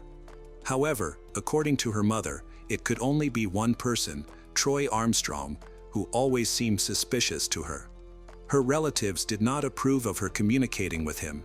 His mother was especially against it, particularly because he was a member of the same gang that owned the club. Additionally, Troy was 10 years older than Belinda, yet he still couldn't seem to settle down. Beverly knew that he was notorious for numerous petty crimes, which resulted in him frequently ending up in prison for short stints. During the intervals between his criminal activities, he lived with friends or in his car. Troy struggled with banned substance addiction and was known for his quick temper. Beverly was convinced that he was capable of much more violent acts than robbery and fighting. From the very beginning, the Tillery family did not like him very much, but Beverly did not want to ruin her relationship with Belinda by criticizing him. She simply accepted her daughter's choice and hoped that Belinda would come to her senses. No one suspected that things could escalate to the point of pregnancy. Beverly believed that this young man could never become a normal father for the child, and he would likely be opposed to the pregnancy. There was no one to suspect of the murder except Troy. As soon as the detectives learned about him, they planned to raid his home. But tracking him down was not easy. Troy was essentially homeless, living wherever he could, though many people knew about him. Thanks to local residents, it was discovered that Troy had not lived in the city for at least several months. As far as his friends knew, the main suspect had headed toward Roswell, New Mexico. The search for him there took 2 whole days, but it was unsuccessful. However, during this time, the police managed to contact his former lover. She turned out to be Angela Allen. She herself had not seen Troy or Belinda for quite some time. Angela reluctantly cooperated with the investigation, describing her relationship with Troy as toxic. She truly loved him, and he claimed to feel the same, but the longer they were together, the more violent and unstable he became. It escalated to the point where he physically abused her on several occasions. Angela was well aware of Belinda's situation, which seemed quite suspicious. She first learned about Belinda when a stranger called her boyfriend, "She is Belinda." Belinda could not get through, but left a message on the answering machine stating she was pregnant and that Troy wanted to talk about it. Shortly before Troy and Angela had disappeared, they had run into Belinda at a local bar where she worked. Troy insisted that Belinda should have an abortion, as he was not prepared to be a father. This led to a serious conflict between them. According to Angela, Belinda refused to terminate her pregnancy, stating that she was determined to raise the child on her own without outside help. She didn't care who the father was or how he would treat the child. This infuriated Troy, but he managed to restrain himself and did not start a fight. After these events, Angela decided to take advantage of the situation and end her relationship with him. Despite their breakup, she still maintained some of her ex-boyfriend's belongings, thinking that he might return for them. She feared that throwing them away might anger Troy. Eventually, she turned everything over to the police. Among these items was a large knife. When this bladed weapon was handed over to the forensic experts who were working with the remains, there was an immediate assumption that it could have been the murder weapon. The appropriate analyses were carried out, but the results were disappointing. The knife could have been the murder weapon, but the tests were highly inaccurate. The longer the bones were exposed to the open air, the more the remaining damage was subject to deformation and erosion due to the elements. A year later, it was impossible to say with 100% certainty whether this object was the murder weapon. The detectives who spoke with Angela had the feeling that she was not telling them everything. The investigators decided to speak with her again, and they were correct. In fact, they had to meet with her 3 times. Each time, Angela provided a little more information, often under pressure and through subterfuge. During the 3rd meeting, she explained why she was being evasive. She simply feared for her life and insisted that cooperating with the police could anger Troy, leading him to seek revenge. Nevertheless, she managed to reveal increasingly valuable information. The main suspect, Troy, was still missing, and the detectives were desperate for leads. Angela mentioned that she had kept in touch with him after their breakup, and that shortly before Belinda disappeared, she had met him again. Troy had said he was going to invite a dancer from the club to camp in the canyon, where the body was later found. On his way back from the canyon, he stopped by Angela's to pick up some things. She immediately noticed that he was acting suspiciously. There was blood on his hands and a fairly large wound. When asked about it, he claimed that he accidentally cut himself while camping. However, Angela no longer believed him. She asked several leading questions, but Troy avoided direct answers. Despite this, it became obvious that something alarming had happened. Shortly after, Belinda really did disappear. Yet, Angela still could not believe that Belinda had become a murder victim. Based on the description, it seemed Troy had killed her with a knife. As often happens, the attacker himself had been injured. When the detectives finally informed Angela that Belinda's body had been found in that very canyon, she had no doubts. Troy had killed the pregnant woman that night after all. Angela was horrified to realize what a dangerous man she had gotten involved with in the past. Even worse was the fact that the killer was still at large, and no one knew where to find him. Sufficient circumstantial evidence had accumulated against him, leading the police to issue an arrest warrant for 27-year-old Troy Armstrong. Angela was interviewed again, hoping she hadn't left out any crucial information that could help find the suspect. But now, she insisted that she had told the police everything she knew. She had no idea where her ex-boyfriend was, but she mentioned his best friend, who worked for a transportation company in California. Angela offered to help by having them talk to this man. The detectives believed her, as it was evident that she wanted the criminal to be apprehended quickly. She said she could not feel safe as long as he was free, especially considering that it was thanks to her that the police had received a substantial amount of circumstantial evidence. After this visit, detectives contacted the transportation company where Troy's friend worked. Fortunately, the management was aware of his whereabouts. The man worked as a truck driver, and each of the company's trucks was equipped with a tracking system, allowing them to pinpoint his location quite accurately.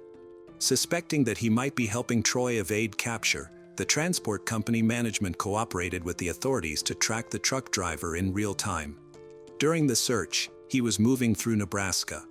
To intercept the vehicle, they notified the highway patrol along his route, setting up a checkpoint.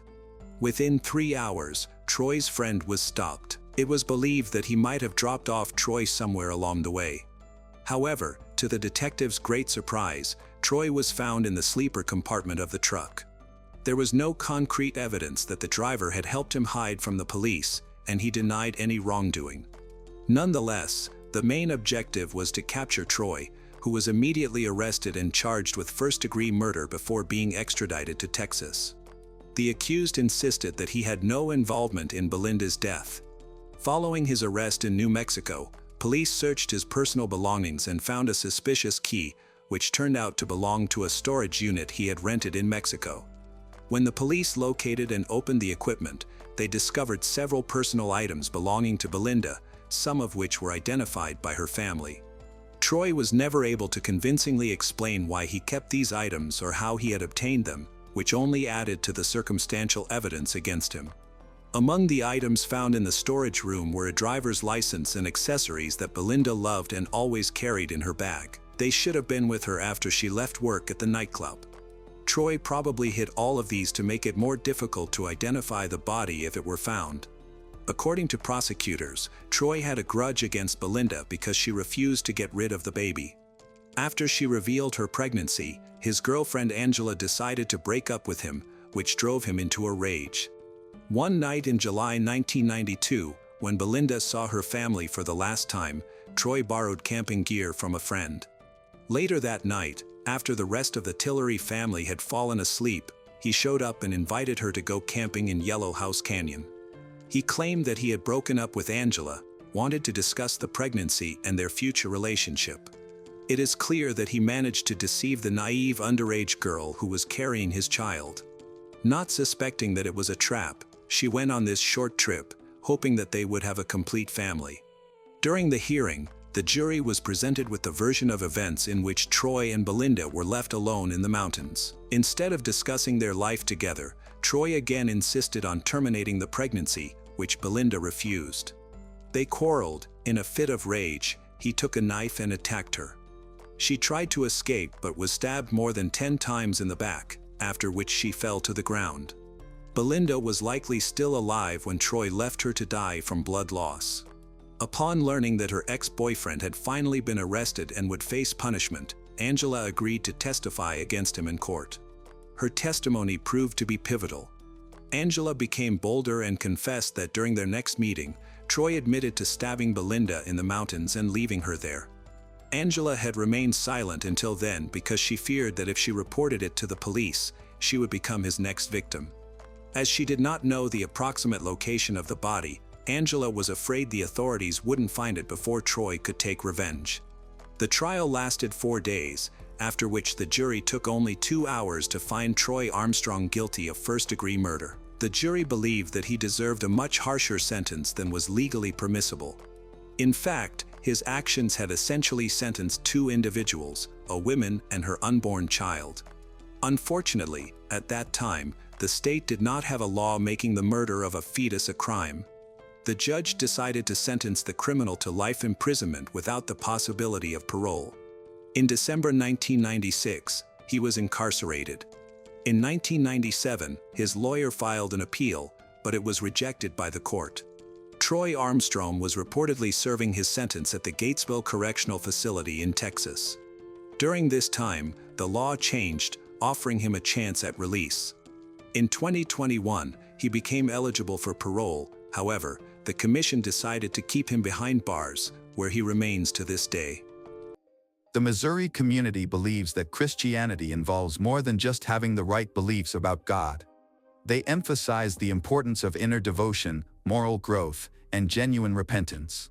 They meet at home, hold educational gatherings. The Missouri are committed to following biblical principles, which include loving one's enemies and rejecting all forms of violence. This is the kind of environment Jeffrey David Borlase was raised in. In his youth, he got a summer job at the water park in Missouri. On his very first day at work, Jeffrey met a charming girl who, like him, wanted to earn a few dollars during the school holidays. Her name was Tanya May. Jeffrey was smitten. His heart told him that he had met the one with whom he would spend his whole life. Tanya was born on September 13, 1974. She was raised in a family where Christian values were paramount, patient, indulgent, and selfless. Tanya saw in Jeffrey her other half, a wonderful husband, and a loving father. Everything happened as they hoped. They got married. Inspired by love and hope, they created a strong family. Then, 4 children were born. True to their beliefs, Jeffrey and Tanya decided to take in 4 more boys from an orphanage to raise, making a total of 8 children: Taylor, Kaya, Alexis, Meseret, Tristan, Eli, Stephen, and Meliku Borlase. As time went by, the kids grew up. Their daughter, Taylor, despite the age difference, was very close to her brothers, with whom she loved to play pranks.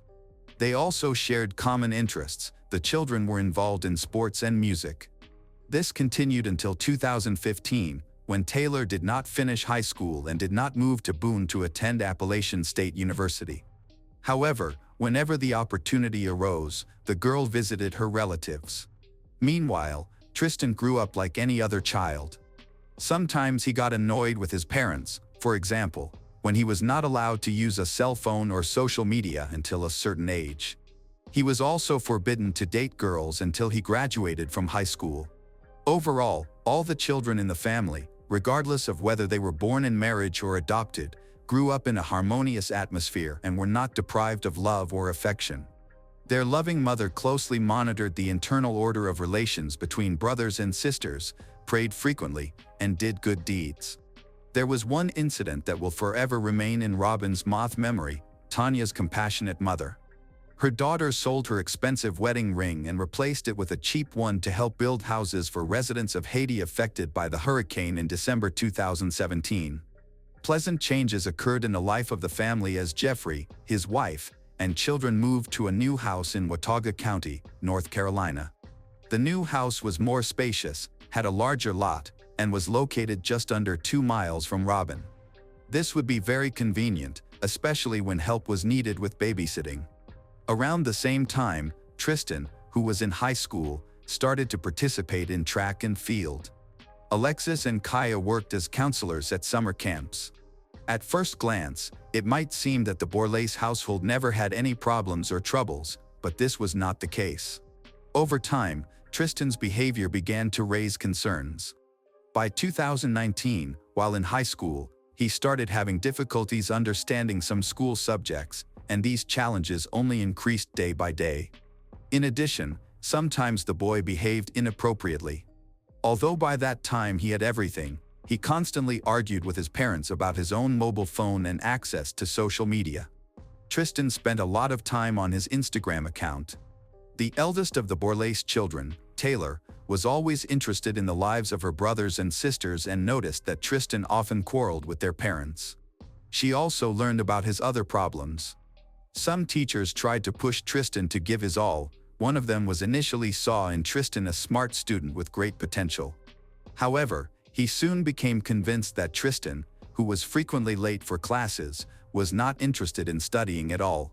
Tristan withdrew from the school community, was indifferent to everything, and did not want to try. It got to the point where he wore headphones during class and sat with a vacant expression. The teacher tried to help Tristan, and one day after class, they had a heart-to-heart talk. It was a very productive conversation, and Tristan assured his teacher that he would try to achieve more, but in the end, he did not see any improvements. After a while, Tristan became friends with a girl from their religious community, Evelyn. They began dating, and he sometimes shared his frustrations about his relationship with his family, mentioning the frequent quarrels with his mother and father. On April 10, 2019, Tristan's teacher called his parents to complain about his academic performance and behavior. Jeffrey and Tanya left their youngest child with his grandmother and went to the middle school to understand what was happening. That same day, Taylor received a text from her mother, asking if she knew that Tristan was using illegal substances. Later, Tanya explained to Taylor that she had taken Tristan's phone to investigate the claim. After 4 p.m., Tanya informed her mother, Robin, that the conversation with Tristan had gone well. Although they had taken away his phones and car keys until he started behaving normally and focusing on school, Tristan didn't seem upset. They returned home. They decided to take the family dog for a walk together. Before that, Jeffrey headed to his van while Tanya went into the house. Much of what happened afterward cannot be fully reconstructed, but it is clear that inside the house, Tristan suddenly attacked his mother with a knife, presumably taken from the kitchen, and stabbed her deeply.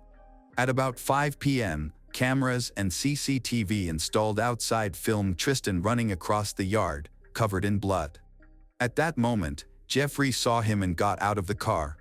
Tristan walked up to him and suddenly attacked him. As Jeffrey ran away, he tripped, and Tristan rushed at him.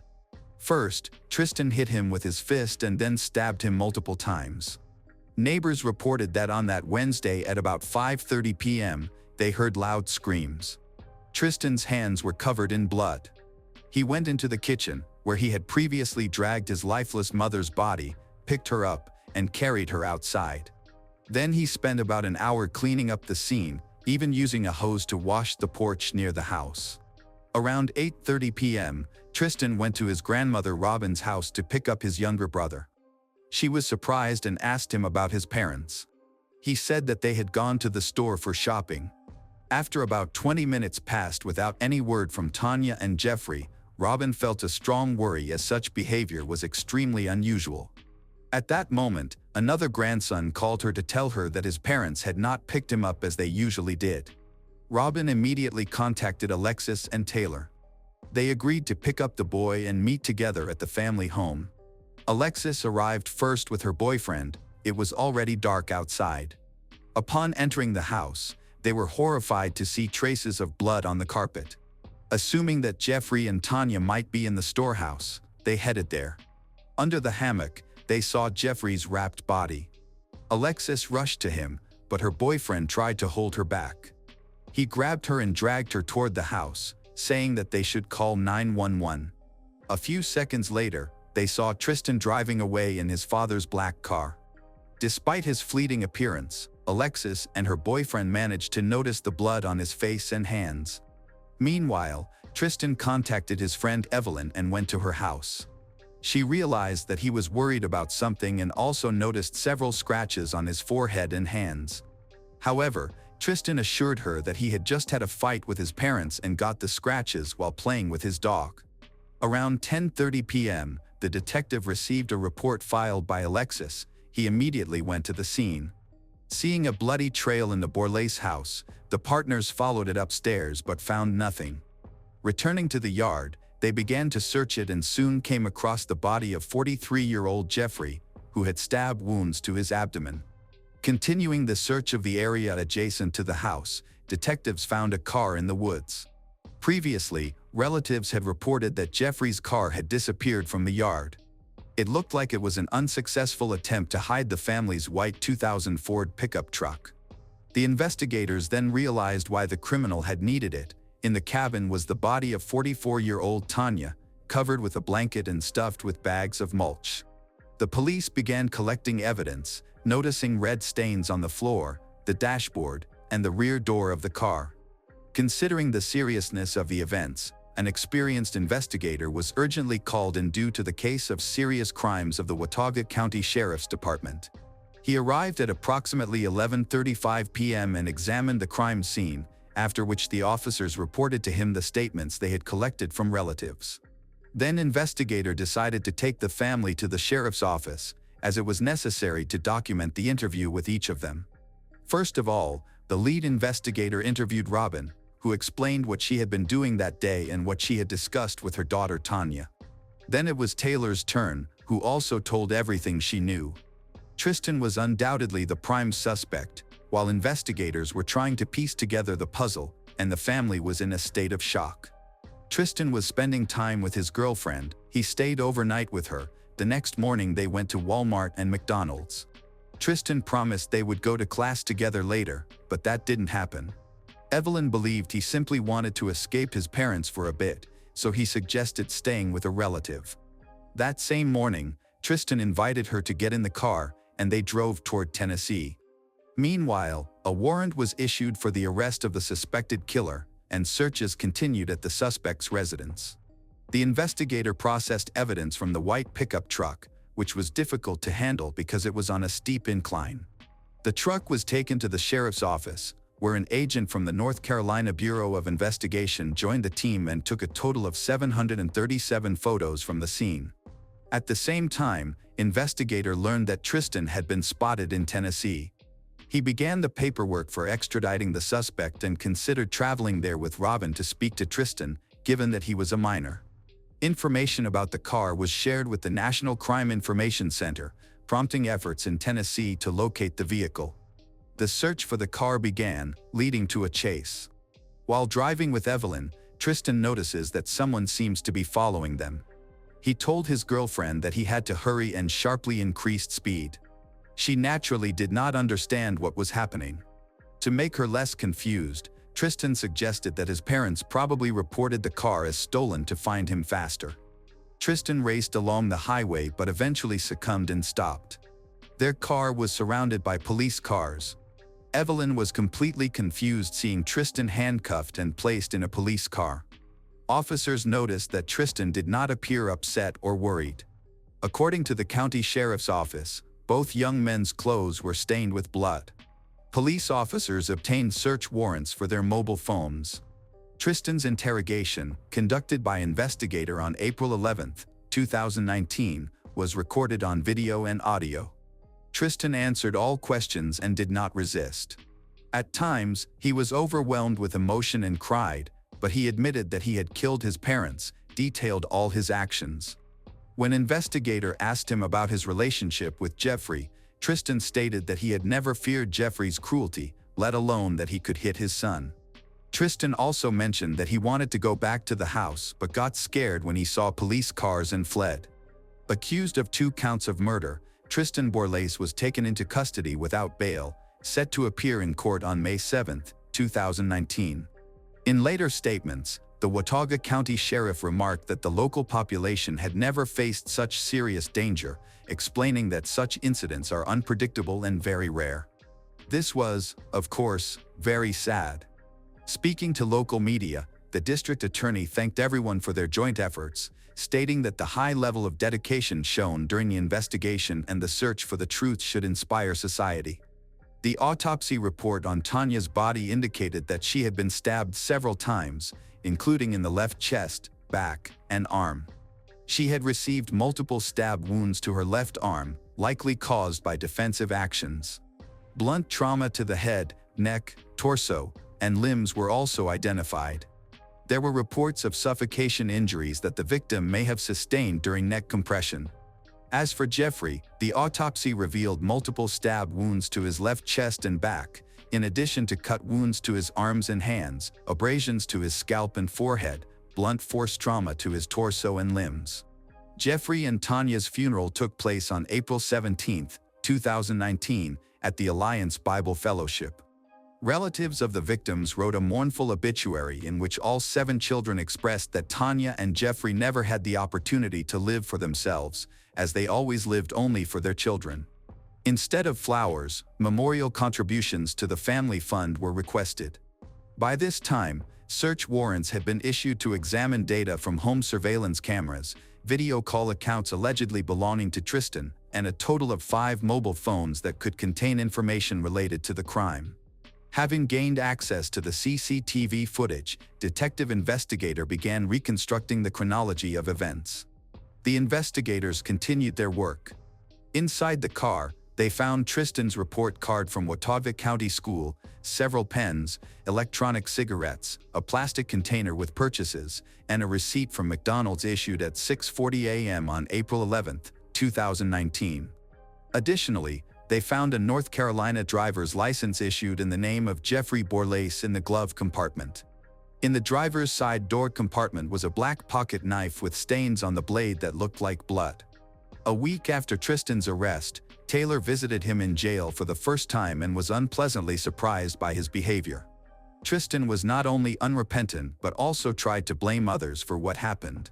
He was convinced that sooner or later he would regain his freedom. Taylor felt disgusted, turned around, and left. Her second visit was on May 11th, on the occasion of Tristan's birthday. This time, she brought Robin. However, this meeting was almost indistinguishable from the previous one. For Taylor, such behavior was unacceptable, especially considering that their parents had died tragically, and she was now responsible for taking care of her orphaned brothers and sisters. After 3 weeks, the neighbors decided to help the Borlase children, organized a fundraising campaign to cover the costs of maintaining the property, food, gasoline, car insurance, and clothes. During this time, Tristan had phone conversations from the prison cell, where he insisted on a new version of events. According to him, his mother first attacked him from behind while he was sitting at the table doing his homework. The trial of Tristan began on February 16, 2022. His lawyer stated that his client was responsible for murder, but not for the charge of first-degree murder. The prosecution, Assistant District Attorney Jasmine McKinney, told jurors that despite being a very large family with children who were not always well-behaved, they never lacked love. Testimonies were heard from 5 witnesses, 2 of whom were law enforcement officers, and 3 were relatives of the victims, including Robin, Taylor, and Alexis. On February 17th, the jury was presented with diagrams of the crime scene, obtained from photographic work. Also on this day, Evelyn testified. On February 20th, during the 4th day of the trial, 3 witnesses were questioned. On the 5th day, a pathologist shared her findings, although Tristan's defense objected to the display of post-mortem photographs of Jeffrey and Tanya. The judge allowed the images to be shown, ensuring that they were not extreme, pointless, or used solely to incite passion. Using post-mortem diagrams and autopsy footage taken by an experienced photographer, the pathologist noted that both deceased individuals had small abrasions on their palms and forearms, indicating they were trying to defend themselves from the weapon used by the criminal. Jeffrey and Tanya attempted to shield themselves with their hands when they were attacked, but unfortunately, it was to no avail. She reported that the cause of death for both spouses was stab wounds to the body. After the lunch break, the prosecution called Tristan for questioning. He was asked to describe what his father and mother were like. Tristan said that in their house, they always loved to read and laughed a lot, but there was also constant chaos due to the large number of children and animals. He noted that Jeffrey and Tanya focused on raising their children, teaching them to help each other and show compassion. Tristan remembered having disagreements with his parents but believed they never crossed the line. Rather, there was always an opportunity to discuss problems and misunderstandings openly. Detective investigator was called to the courtroom and testified using video recordings from surveillance cameras. The ninth day of the trial took place on February 28, 2022. After 3 days of deliberation, the jury found Tristan Borlase guilty and sentenced him to 2 life terms in prison without the possibility of parole. In a later statement, the district attorney expressed his sincere hope that this decision would bring closure to the Borlase family. According to the latest news, Tristan faces additional charges for a fight in prison. Tristan was charged with a misdemeanor for assaulting another inmate, allegedly punching him in the face and kneeing him in the chest. Taylor and Alexis continue to care for the children and console them with the hope that their parents are not in pain and are looking down on them from heaven, concerned for each of their children. The children will never forget the love and care their mom, dad surrounded them with. Undoubtedly, Jeffrey and Tanya Borlase became symbols of kindness and mercy, which they generously bestowed upon the world during their lives. In 2012, a 17-year-old girl named Jessica Evans was living with her mother, Chris. Just before summer vacation, she met 22-year-old Jacob Wheeler, who had recently moved across the street to his brother's house. They connected at a party and quickly developed a bond. Jacob was a quiet country boy who had recently returned from a 3-year stint in Iraq. Although he was 5 years older than Jessica, Chris felt reassured and trusted him. On August 26, 2012, Jessica asked Chris for permission to join Jacob on a night fishing trip at the Little Wabash River, a popular location. Initially hesitant, Chris eventually agreed after Jessica persuaded her, but insisted that Jessica be careful and return home by 5 a.m. She assured her mother that she understood and would return to her sister Megan's house at that time to babysit her nephew Miles. Little did she know that this fishing trip would be her last. Just before midnight, Chris called Jessica to check on her. Jessica assured her mother that she was fine and that she and Jacob were nearly done fishing and would be home soon. However, when Chris woke up at 5 the next morning, she realized that Jessica had not returned home. This was unusual, especially since Jessica had plans to babysit her nephew. Concerned, Chris tried calling Jessica's cell phone, but there was no answer. She also sent text messages that went unanswered. Chris felt something was wrong. She was sure Jessica would inform her if plans changed. Chris went to Jacob's house, but his brother Jeremy said that Jacob hadn't come home either. Jeremy wasn't worried because he believed Jacob could handle himself.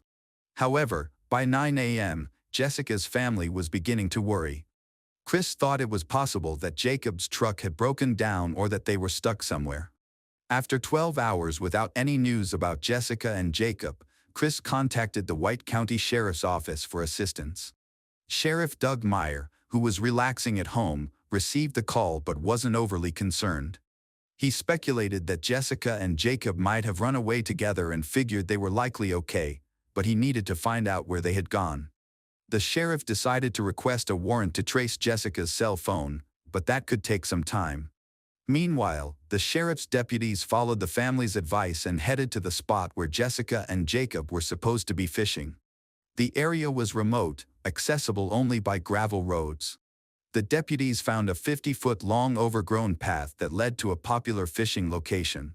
They saw clear signs that someone had been there, such as abandoned packages, but there were no signs of any trouble or crime. An extinguished campfire was present, but the area was clean, and Jacob's truck was missing. However, the sheriff's intuition about Jessica and Jacob led him to believe that nothing serious had happened. It seemed like they were simply hanging out together. Eventually, the sheriff obtained records from Jessica's cell phone carrier to help track her phone. They discovered that the phone's signal was coming from a tower near the campground area where she and Jacob had been fishing. This indicated that Jessica's phone was still active and nearby, which contradicted the sheriff's assumption that she had simply run away. If Jessica and Jacob were still there, why weren't they answering their phones? Investigators began to worry that they might be stranded, injured, or worse. News of Jessica and Jacob's disappearance quickly spread through Norris City, raising alarms in the community. Some speculated that they had just run away, but Chris was confident that Jessica would not do that. Upon learning that Jessica's cell phone was still in the vicinity of the phishing site, the sheriff's office felt a growing sense of unease about the situation. At dawn the following day, officers from the White County Sheriff's Office, along with neighboring law enforcement and many volunteers, returned to the phishing area to search for any traces of Jacob and Jessica. Their families also joined in the search. However, after 3 hours, they had no leads. Neither Jacob nor Jessica nor their pickup truck was found. The pickup must have been at the scene if something had happened to them. But what if they had discarded their phones and fled?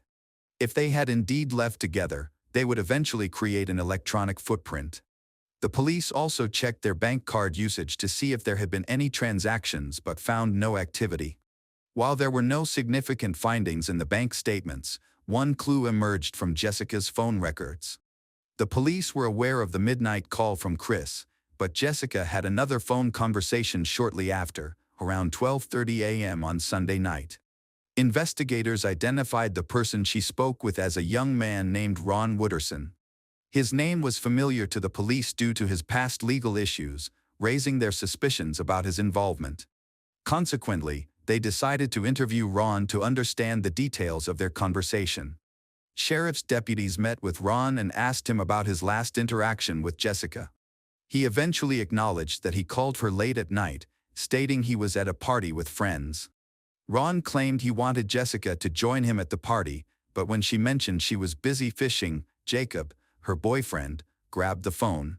Ron explained that Jacob had explicitly prohibited him from calling Jessica, which led to a heated argument, primarily fueled by Jacob's anger over Ron contacting his girlfriend. The deputies recorded the names of other party attendees and verified Ron's alibi. They found that everyone else confirmed he did not leave the party after the call. By the end of the day, search volunteers were ready to go home without any leads.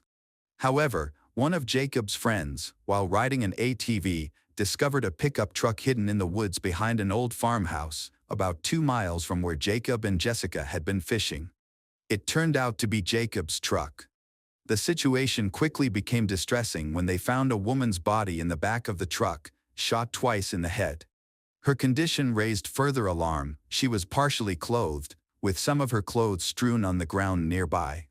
Investigators suspected that more than just a murder had occurred. The victim had no identification, but in such a tight-knit community, that was not a significant issue. Some of the investigators recognized Jessica from her entire life, and it became clear that they had just discovered her body. The discovery of Jessica's body marked a turning point. This suggested that she may have met with a man before her death and may have fought back. Authorities hoped that the coroner could obtain DNA evidence from the crime scene. The police searched the area around the pickup and found shell casings that matched the 2 wounds on Jessica's head.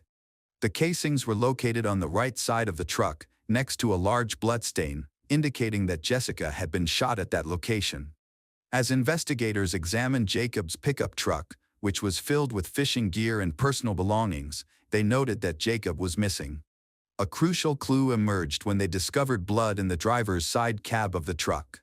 Blood samples were sent for DNA testing to determine whose blood it was and to locate Jacob. Law enforcement began to consider Jacob as a potential suspect, questioning whether he was a victim himself or if he was responsible for Jessica's death. Community suspicions arose, with some believing that Jacob, a veteran, had the skills to commit murder. Speculation swirled that a late-night phone call from Ron might have triggered a violent reaction from Jacob. Investigators grew increasingly concerned about Jacob's mental state, particularly if he felt he was losing Jessica. The day after Jessica's body was found, the police obtained a search warrant for Jacob's brother's house, suspecting that Jacob might be hiding there. Although they didn't find him, they discovered that one of his guns was missing. Jeremy, Jacob's brother, said there was no reason to worry. Jacob had simply taken the gun for a fishing trip, which he considered normal.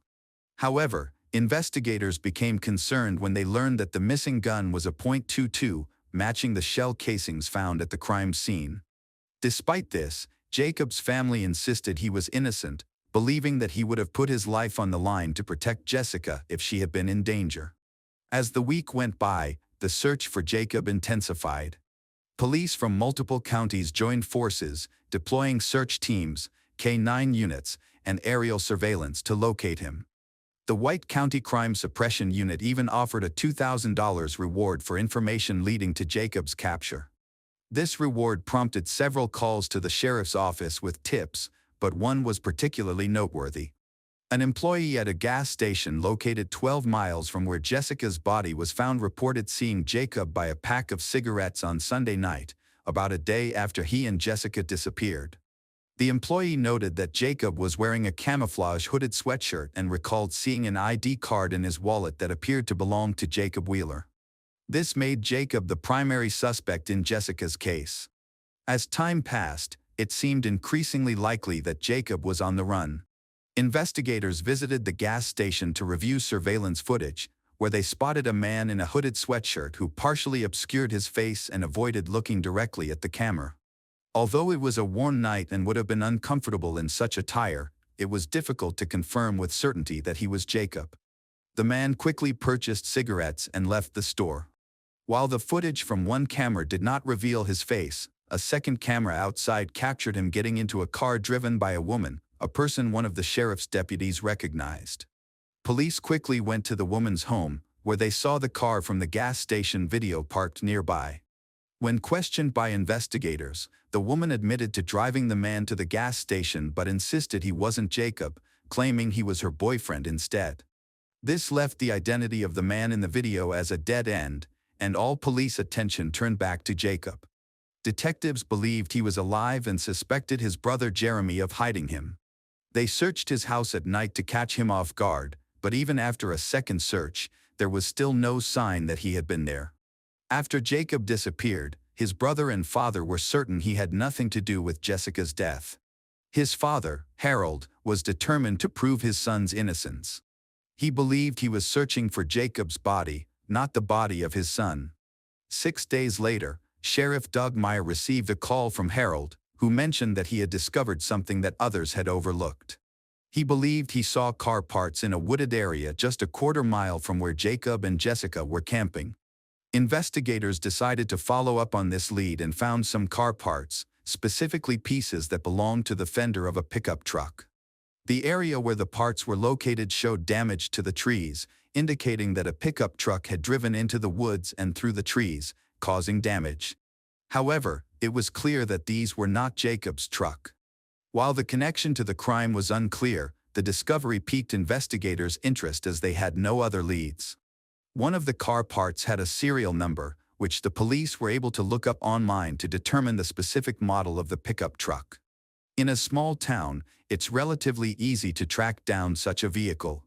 One of the sheriff's deputies was familiar with a man named Danny Costin, a 36-year-old electrician from White County, who drove a similar truck.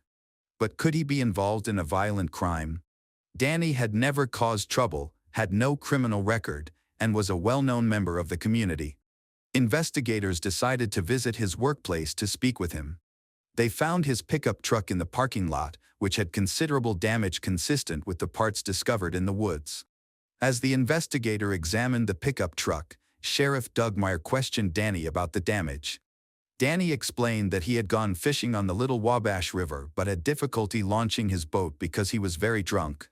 He couldn't remember much from that night, but he did recall that it had been around 1 a.m. on the same night that Jacob and Jessica went fishing. He insisted that he didn't see anyone else in the area during his time there. Meanwhile, investigators made a significant discovery. They found a considerable amount of blood in the back of Danny's pickup truck. He was visibly shocked when they informed him about it.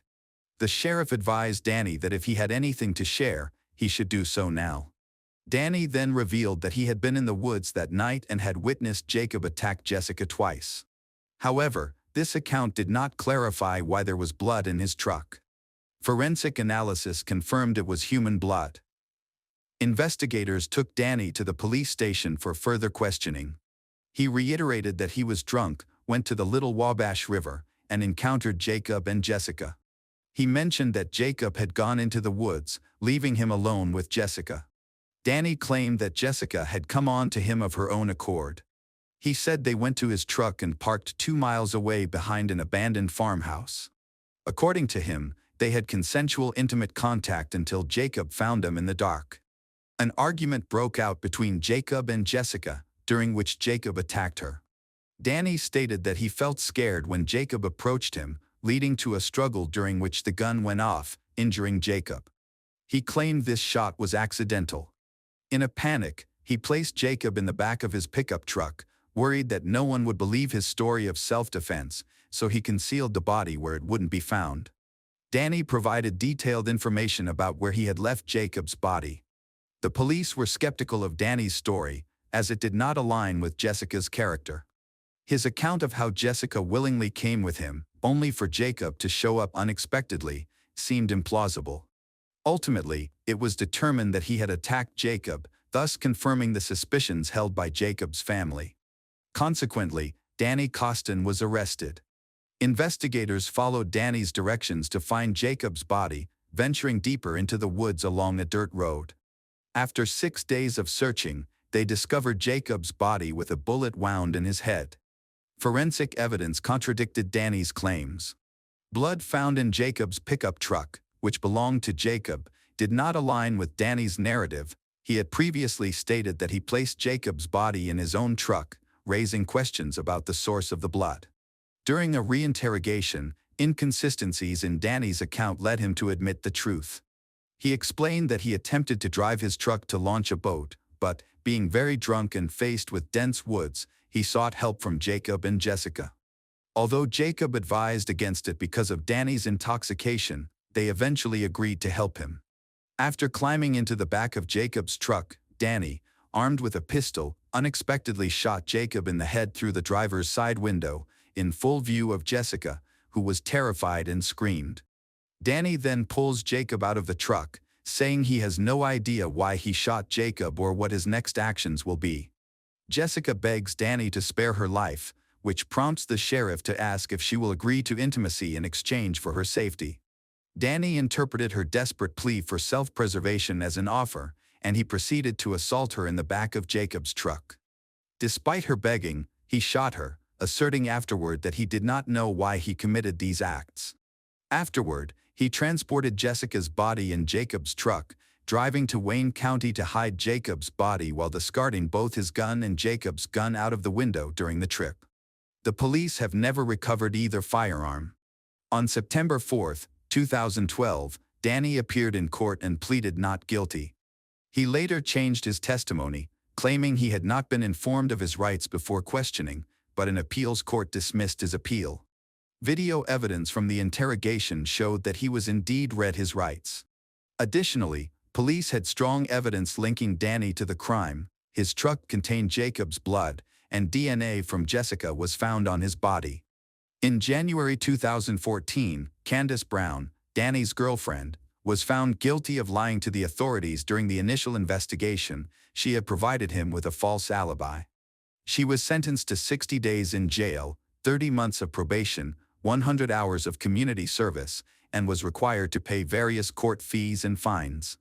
On August 20, 2013, Danny Costin was convicted and sentenced to 53 years in prison.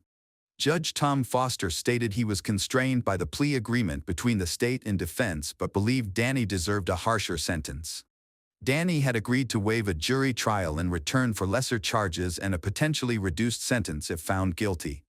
Judge Foster noted that the court accepted this deal only with the consent of Jessica's and Jacob's families. Hello, crime enthusiasts. Are you ready for another chilling investigation? The case of Sandra Rozzo. Sandra Rozzo was a friendly and optimistic woman who always persevered. She lives in the town of Palace Park in Florida, USA, and aspires to build a career in the film and modeling industry. Anyone who has met her once realizes that she possesses all the qualities necessary to achieve this goal: an attractive appearance, a well-proportioned body, and charisma. Sandra began her modeling journey during her school years. She was actively involved in sports, particularly weightlifting, maintained her figure, and always dressed impeccably. During the day, she searched for modeling jobs, while at night, she worked as a bartender in a nightclub in Tampa, where she lived with her family. Sandra had always wanted to create a family and form meaningful relationships. Her attractive appearance draws the attention of many people, but finding the right partner is not easy. She set high standards, making it difficult for anyone to meet her expectations. At 37, she was divorced and living with her teenage daughter, Giovanna. She maintained a friendly relationship with her ex-husband and shared custody of their daughter. However, she is not willing to lower her standards in her search for happiness. Eventually, she met Timothy Alvin Tracy Humphrey, a tall and athletic man who stood nearly 190 centimeters tall. He claimed to have been a lingerie model and a professional football player. Among his friends, Timothy was known as an exceptional sports trainer. It was no surprise that he worked at a fitness center, where he was very popular with clients, particularly women who were drawn to his classes. Timothy was gentle and composed, capable of bringing joy to others and offering valuable advice to clients. Many girls who met him viewed him as the ideal man. Sandra felt the same way when they first encountered each other at the nightclub bar where she worked. At that time, Timothy worked at the club as a security guard in the evening and was very respected. Other men were shy around him, while women often approached him. He was cheerful and engaging and shared fascinating stories from his life. These tales suggested he had a diverse background, including experiences in the film and modeling industry, which piqued Sandra's interest. He claimed he was once supposed to be a stunt double for Vin Diesel, but circumstances led him to pursue a different path. Timothy had a talent for captivating his audience with his stories, which they listened to with interest and belief. Among these narratives was the intriguing claim that he had worked as Tom Cruise's bodyguard for a time. While the truth of this story remains uncertain, many people were eager to believe it. Sandra was much like Timothy in many ways. She was attractive, athletic, confident, and charismatic, which naturally drew people to her. Therefore, it's not surprising that Timothy felt a connection when he first met her. He approached Sandra at the Pinellas Park Club in November 2001, impressed by her looks. Initially, they chatted as friends, enjoying each other's company, and Timothy clearly noticed her above all others. As time passed, their friendship evolved into a romantic relationship, and they began dating. Their romance developed quickly over about 4 months. During this time, Timothy proudly boasted to his friends that he was dating a woman who loved intimacy and adventure, describing their relationship as very passionate. However, their idyllic situation didn't last. They began to experience disagreements and arguments, which Timothy attributed to a particular incident after one wild night at a nightclub. During a party, they were caught in a private moment by a police patrol while in Timothy's Mercedes. Timothy thought Sandra was upset about being seen without clothes, which made her angry. He found humor in the situation, but this only deepened the conflict between them. Although many viewed the incident as a simple misunderstanding, Sandra took it very seriously and was frustrated with Timothy. The disagreements led to a major argument that night. Despite feeling unhappy, they returned to Timothy's house with 2 other girls, and the party continued. At some point, likely due to alcohol and the carefree atmosphere, the girls' behavior annoyed Sandra. Feeling jealous, she asked them to leave. This marked the beginning of issues in her relationship with Timothy. By the end of the night, she decided she needed space to think, which possibly led to a breakup. A couple of days later, Timothy boasted that Sandra couldn't live without him. That's why they had the rough intimacy she initiated. He repeatedly shared stories about how much Sandra enjoyed being treated roughly during intimate moments. He believed that a little pain was acceptable in their relationship and considered it normal. However, not everyone thought their experiences were consensual. Sandra, who had visible bruises after the meeting, shared a different story with her family. She revealed that her boyfriend had set up the meeting and that she only now realized he had lured her into his apartment. Once they arrived, Timothy had already started drinking and became quite drunk. His true nature soon emerged. He became aggressive and started arguing with her. During this confrontation, he hit Sandra, leaving bruises under her eyes. It is clear that no woman should endure such treatment, especially one aspiring to a career in modeling and film, where mutual consent and respect are essential. While her family supported her, Timothy's friends and acquaintances sided with him. Sandra described the horrifying attack by her abusive boyfriend. His violence escalated beyond just hitting her. He tied her to the bed, abused her, and threatened to kill both her and her daughter. In this chaotic and terrifying situation, she felt completely lost. It took the Supreme Court a week to process and understand what she had endured. After much hesitation, she made the decision to report Timothy to the police. For Timothy, this arrest was entirely unexpected. During the arrest, he repeatedly asked what was happening, trying to comprehend the situation. At the police station, he explained his side of the story. He claimed there had been no argument with his girlfriend, they were just throwing a pillow. When he threw the pillow back, he said he swung too hard and accidentally knocked out Sandra's contact lenses, causing her to fall and hit her head. He refuted all allegations of threats or abuse. Sandra took the physical assault she reported very seriously. She provided a detailed account of the incident, and there was no indication of any playful behavior. Everything she described felt very grave and alarming. According to her, after the conflict began, Timothy shoved her onto the bed, sat on top of her, and pressed her head between his legs. He was stronger than she was and used ropes to tie her to the bed. When she screamed and resisted, he hit her several times, leaving bruises under her eyes. She was unable to resist and could not defend herself. Timothy had complete control over the situation. After the assault, he began to threaten her with violence, including the murder of her daughter, which deeply traumatized her. He likely feared being reported to the authorities, and rightfully so. Sandra accused Timothy of both assault and abuse, but unfortunately, it was too late for her to pursue justice. After a week of gathering the strength to approach the police, all physical evidence, such as DNA and bruises, had vanished. Despite this delay, the authorities were determined to respond. They decided to charge Timothy with assault, which could result in a maximum sentence of 10 years in prison. This possibility terrified him, leading him to confide in family and friends about his fears. He declared that he would end his life if he were detained. According to the police, it was during this time of desperation that Timothy devised a deceptive plan, hoping others would believe his troubles would simply vanish.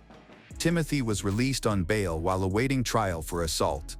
Friends joked about his character, predicting that he would try to sleep with as many attractive women as possible before facing the consequences. However, by the fall of 2002, things took an unexpected turn. During this time, Timothy met a young girl named Ashley Laney, who had just graduated from high school. At 19, she fit Timothy's preferred type. She was not overly bold or flashy. He saw her as a quiet, somewhat shy person when they roller skated together. They discovered they shared similar musical tastes. Ashley worked with a friend at an ice cream shop right across from the gym where Timothy was a trainer. He soon realized that the girl he had casually encountered at the skate park was working just a short distance from him. Timothy later admitted that he visited Ashley's shop on purpose because he found her charming, attractive, and lively. However, the odd thing was that Ashley differed significantly from Timothy's usual preferences. Most of the girls he was used to were dancers or barmaids from the clubs where he worked part-time as security, or gym-goers who were bold and self-assured. Ashley was a bright girl with ambitions, studying hard and planning to attend college. However, her family life was far from perfect. She was shocked to discover that her father had spent most of his life in prison for various crimes, only to be briefly released before returning to jail for new offenses. Ashley lived with her mother, who struggled with alcoholism and often lashed out physically when under the influence. Additionally, her mother frequently brought home unsavory partners, which deeply affected her. Her friends believed these traumatic experiences contributed to her feelings of insecurity and vulnerability. Despite her challenges, Ashley longed to find a good partner. She was flattered by the attention of an older man named Timothy and quickly became close to him after he expressed interest. Within a month, they were living together. During this time, Ashley continued to work, selling ice cream alongside her best friend, Charlie Williams. Charlie soon noticed negative changes in Ashley's behavior and suspected that Timothy was having a harmful influence on her fragile state of mind. Ashley became increasingly withdrawn, avoiding those around her. It seemed as though a manipulator had taken control of her life. Despite this, Ashley felt content in her relationship and had no intention of changing it. In fact, she started to distance herself from her close friends and took a new job. Only 2 of her old friends remained in contact with her. One of them joined Timothy at the gym, and eventually, they decided to start their own personal training business for athletes. In public, Timothy acted like a man deeply in love with Ashley, constantly expressing his genuine feelings and serious intentions. However, Ashley's friend Charlie suspected that this was all a facade.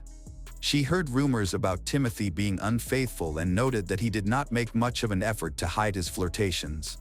This led to persistent gossip about his involvement with various women at the bar. Charlie tried several times to discuss her concerns with Ashley, believing that the situation was unhealthy. Under the influence of a manipulator, Ashley could be putting herself in danger. Ashley ignored any evidence against her boyfriend, Timothy, and fully trusted him. Charlie thought Ashley was simply in love. Unfortunately, Charlie's attempts to help her were unsuccessful, and they began to drift apart, just as Ashley's relationships with others in her social circle did. By the spring of 2003, almost everyone had distanced themselves, leaving only Timothy. He told Ashley that he was facing a serious prison sentence.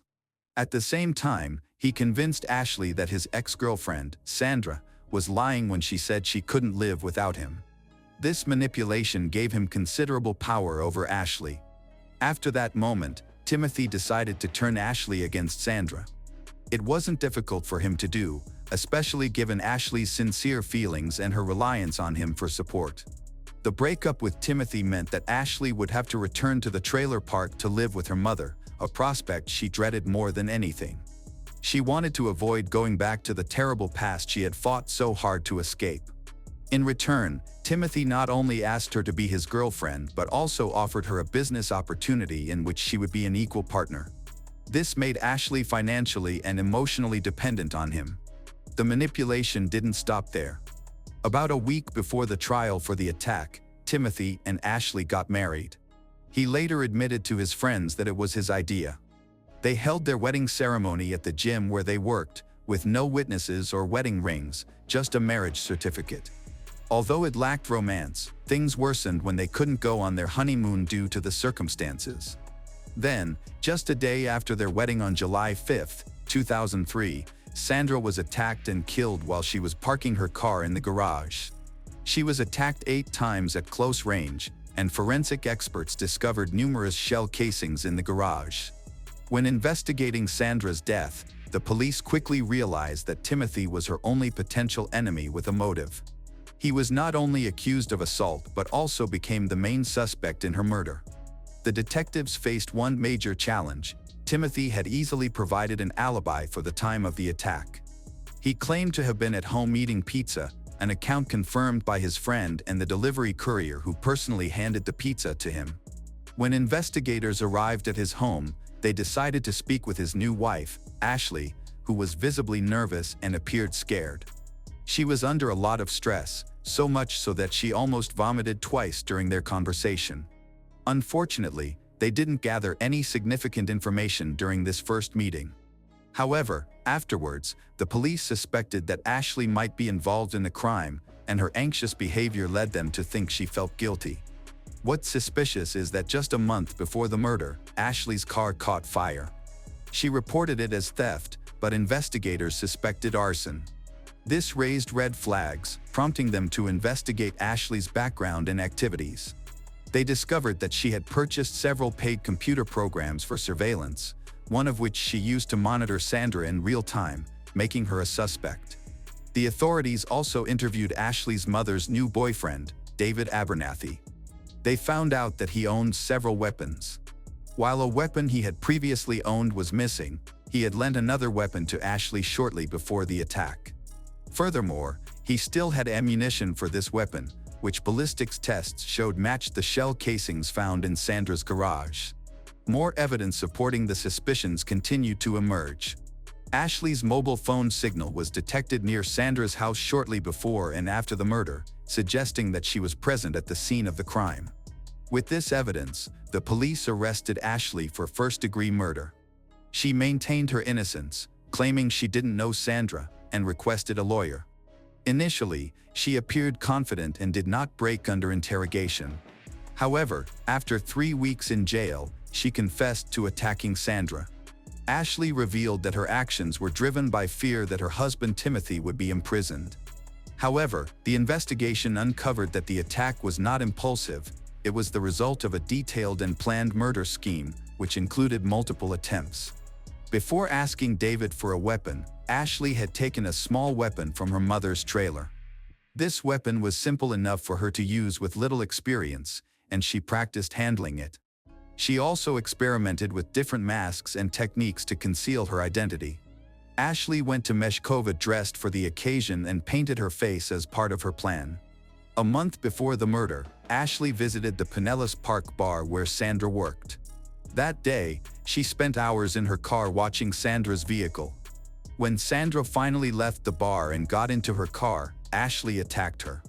The sound of the gun startled Sandra, leaving her confused and unaware of what had just occurred. She simply got into her car and drove off. If she had realized she was close to death, things might have turned out very differently. In a common mistake made by inexperienced killers, Ashley accidentally shot her own car's mirror because she misaligned her aim. After that, she set her car on fire outside the city and reported it stolen to the police.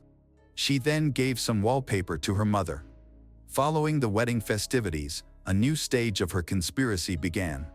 The day after her wedding, Ashley returned to the parking lot of the bar where Sandra worked. This time, armed with a weapon, she fell asleep and missed the moment Sandra got into her car. However, she noticed Sandra's black BMW leaving the lot and, determined not to fail again, followed Sandra's home. There, she attacked Sandra just as she parked in Sandra's garage and was still seated in her car. Timothy was suspected of being involved in the conspiracy, but he claimed to be completely shocked by the events. He insisted that he was unaware of any plan to attack Sandra. However, the detectives believed it resembled a contract killing, suggesting that Ashley had been manipulated into committing the crime rather than motivated by money. Timothy had a strong motive for the murder, which raised further questions. Interestingly, Florida law prevents one spouse from being compelled to testify against the other, providing a significant advantage for Timothy. Yet, this also heightened the detective's suspicion of his potential involvement in planning Sandra's murder. On the night of the murder, Ashley and Timothy made 22 phone calls to each other, leading investigators to suspect they were coordinating a violent plan. The murder weapon was never found, and most of the evidence was circumstantial, necessitating more information for a successful prosecution. As detectives dug deeper into Timothy's background, they discovered that his claims of a successful career were false. In reality, he had no modeling contracts and was a convicted felon with a criminal record that included theft and violent offenses against the wives of one of the undercover agents they employed. Controversy surrounded Sandra's murder, along with the rumors about it. Timothy hinted at key details multiple times and even threatened that if the client reported to the police, there would be serious repercussions. He was arrested and charged with first-degree murder, but he maintained his innocence.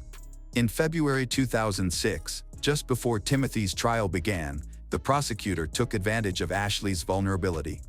They offered her a plea deal to testify against her husband, which would ensure she avoided the death penalty and possibly received a lighter sentence of around 25 years in prison. She accepted the deal, which became a crucial part of the prosecution's case against him. During the trial, the prosecution portrayed Timothy as a manipulative individual who coerced a young and vulnerable Ashley into committing a crime. She detailed the extent of Timothy's control over her life, explaining that she couldn't leave their home without his permission and had no freedom to make friends without his consent. Over time, his possessiveness escalated into emotional and physical abuse. He would hit her, regularly threaten to kick her out of the house, and on several occasions, he caused injuries that made her lose consciousness. Despite this, she feared losing him and didn't want to return to her mother's home, where she felt conditions were even worse. At one point, Ashley realized that the only way to keep Timothy was to eliminate Sandra. This idea didn't come out of nowhere. Her husband had mentioned it after she expressed her desire to get rid of Sandra. He even created a plan for the murder that involved disguises and a weapon. After a failed first attempt, he became furious and threatened Ashley, saying that if she didn't get rid of Sandra, the source of his frustration, he would send her back to her mother in the trailer park. Ashley felt she had no choice. Ashley arrived at Sandra's house at 11:22 p.m. She jumped out of the car and rushed to the garage. Inside, she smashed the car window with a weapon. When Sandra saw her, Sandra began screaming. Without any hesitation, she attacked Sandra multiple times. After confirming that Sandra was dead, she called her husband, Timothy, to inform him that everything was taken care of. He instructed her to dispose of the evidence and to contact him again afterward. Ashley complied. During the trial, she claimed that her motive for the murder was love and the fear of losing Timothy. Timothy maintained his innocence and portrayed Ashley as a manipulative person. He claimed that the idea to kill Sandra was Ashley's and that he had tried to dissuade her from going through with it. However, no one believed him since Sandra's murder clearly benefited him. He wanted to eliminate a witness to his prior attack so that no one could expose him. Timothy attempted to challenge the evidence against him, claiming he was completely opposed to any harm Ashley wanted to inflict but had agreed to help gather evidence against Sandra. He intended to use that evidence to coerce Sandra into not testifying, hoping that this would allow him to remain free. He explained that the phone calls made before and after the massacre were part of the romantic phase of their relationship, during which they communicated frequently when they were not together. However, this claim was contradicted by evidence showing that on other days, their phone activity was minimal, despite his supposed deep feelings. Furthermore, he continued to express his feelings for other women. He formed relationships with different girls both before and after his marriage. The jury deliberated for 4 hours before reaching a verdict, in which they found Timothy Alvin Tracy Humphrey guilty of first-degree murder. 2 days after the sentencing, he returned to the courtroom to hear the decision. He was sentenced to life in prison without the possibility of parole. Sandra's mother expressed satisfaction with the verdict, believing that it served justice and was a harsher punishment than that of the death penalty. Later, Timothy attempted to appeal the verdict but was unsuccessful.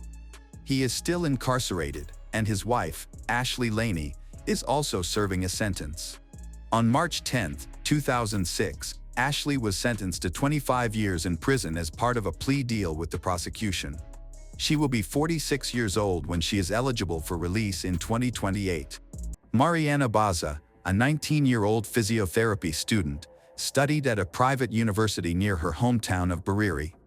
Born in 2000, she was the only child of Ayrton and Marlene Forty, a couple devoted to their daughter.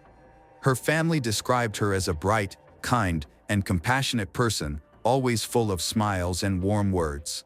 Her love for physiotherapy went beyond just choosing a career. It reflected her caring personality and desire to help others heal and find relief from pain. Her parents were immensely proud of her dedication. At university, she was a hardworking student who managed to balance her studies with an active social life. She made friends easily, whether at school or at the gym where she worked out regularly. Mariana had been in a 3-year relationship with her boyfriend, Jefferson Biana. At 22, Jefferson was serving in the Brazilian Navy in São Paulo. The two had met in their late teens and built a strong relationship founded on mutual respect and shared aspirations. They were a loving couple, often sending each other playful messages and celebrating life's milestones together. On the morning of September 24, 2019, Mariana and Jefferson were exchanging their usual texts. While they faced challenges like any young couple, especially the distance caused by his Navy duties, they maintained their bond through calls and messages. There were no signs of any issues between them. They were happy and planning their future together. That morning, everything in Bariri seemed normal. Around 7 a.m., the sun was just beginning to rise, and Mariana was already starting her day. She was at the gym with her friend, Heloisa Passarello, fitting in an early workout to clear her mind and stay active. The gym was a familiar place for Mariana, where she often balanced exercise with catching up with friends. By 8 a.m., the workout was over. At 8:11 a.m., Mariana walked out of the gym, with Heloisa following a few steps behind. The street outside was quiet, lined with homes and a few parked cars. Mariana, carrying her phone, appeared to be checking notifications or organizing her thoughts about the day ahead, classes, assignments, and maybe a quick text to Jefferson. She was focused, with a busy schedule ahead. As she approaches the car, the camera catches her slowing down, her head tilted slightly as if noticing something unusual. At 8:12 a.m., she stopped at the front passenger side of her Volkswagen. Her tire was completely flat, so deflated it would be impossible to drive. Heloisa lingered near the gym entrance, watching Mariana by her car. Mariana looked more annoyed than worried. Surveillance footage showed her pulling out her phone, possibly deciding who to call for help, maybe her dad, her reliable go-to for car issues, or her cousin, who lived nearby. However, she didn't make a call, at least not right away. The street wasn't empty. The footage captured a man crossing from the opposite sidewalk toward Mariana's car. He was dressed casually in jeans and a plain shirt. However, the cameras couldn't clearly capture his face due to the distance and grainy quality of the feed. He approached Mariana directly, calm and purposeful, exuding a friendly demeanor as he offered to help with her flat tire. Mariana hesitated. She was not naive and was thinking whether to drive to her father's house or call someone she felt she could trust.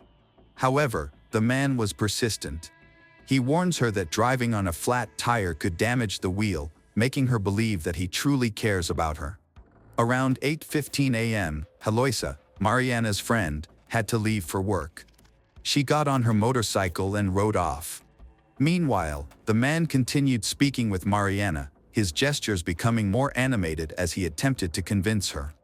By 8:28 a.m., the situation shifted.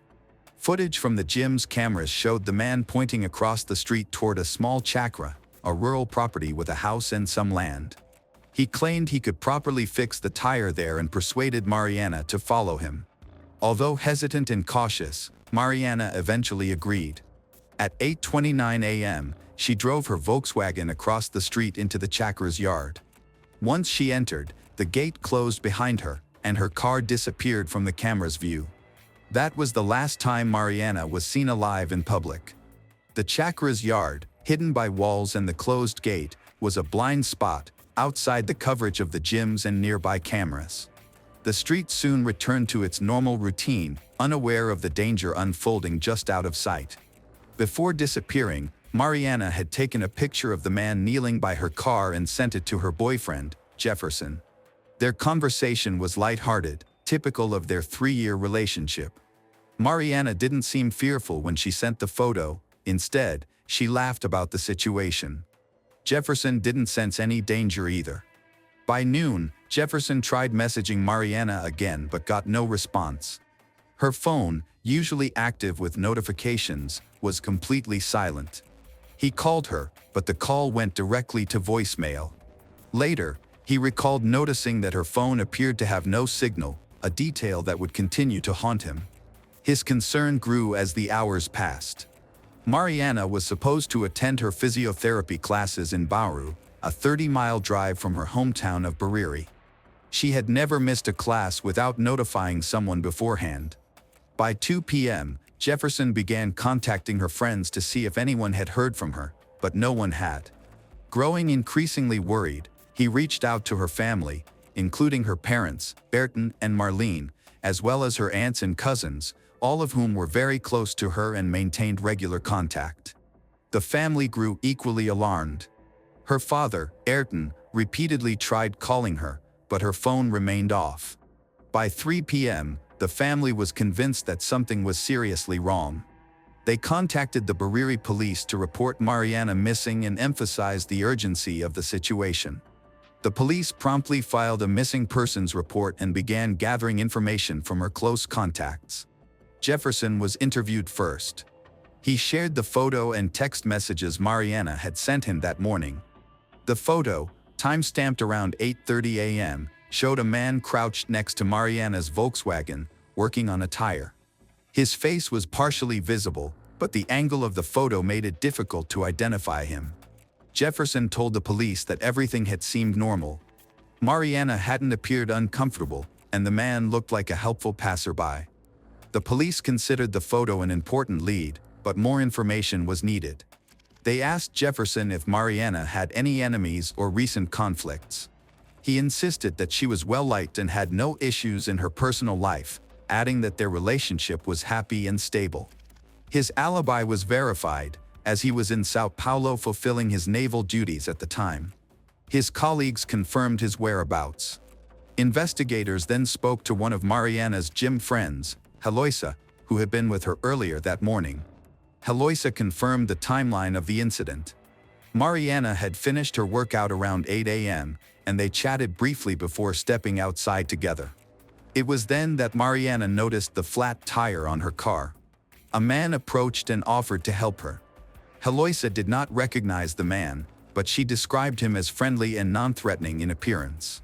She recalled that Mariana was hesitant at first but eventually let him assist after he pointed out that driving on the flat tire could damage the wheel.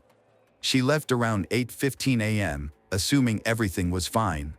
Later, when speaking to the police, she expressed deep guilt, wishing she had stayed with Mariana longer. Heloisa's description of the man was vague: average height, casual clothes. However, it matched the person in the photo Mariana had sent to Jefferson.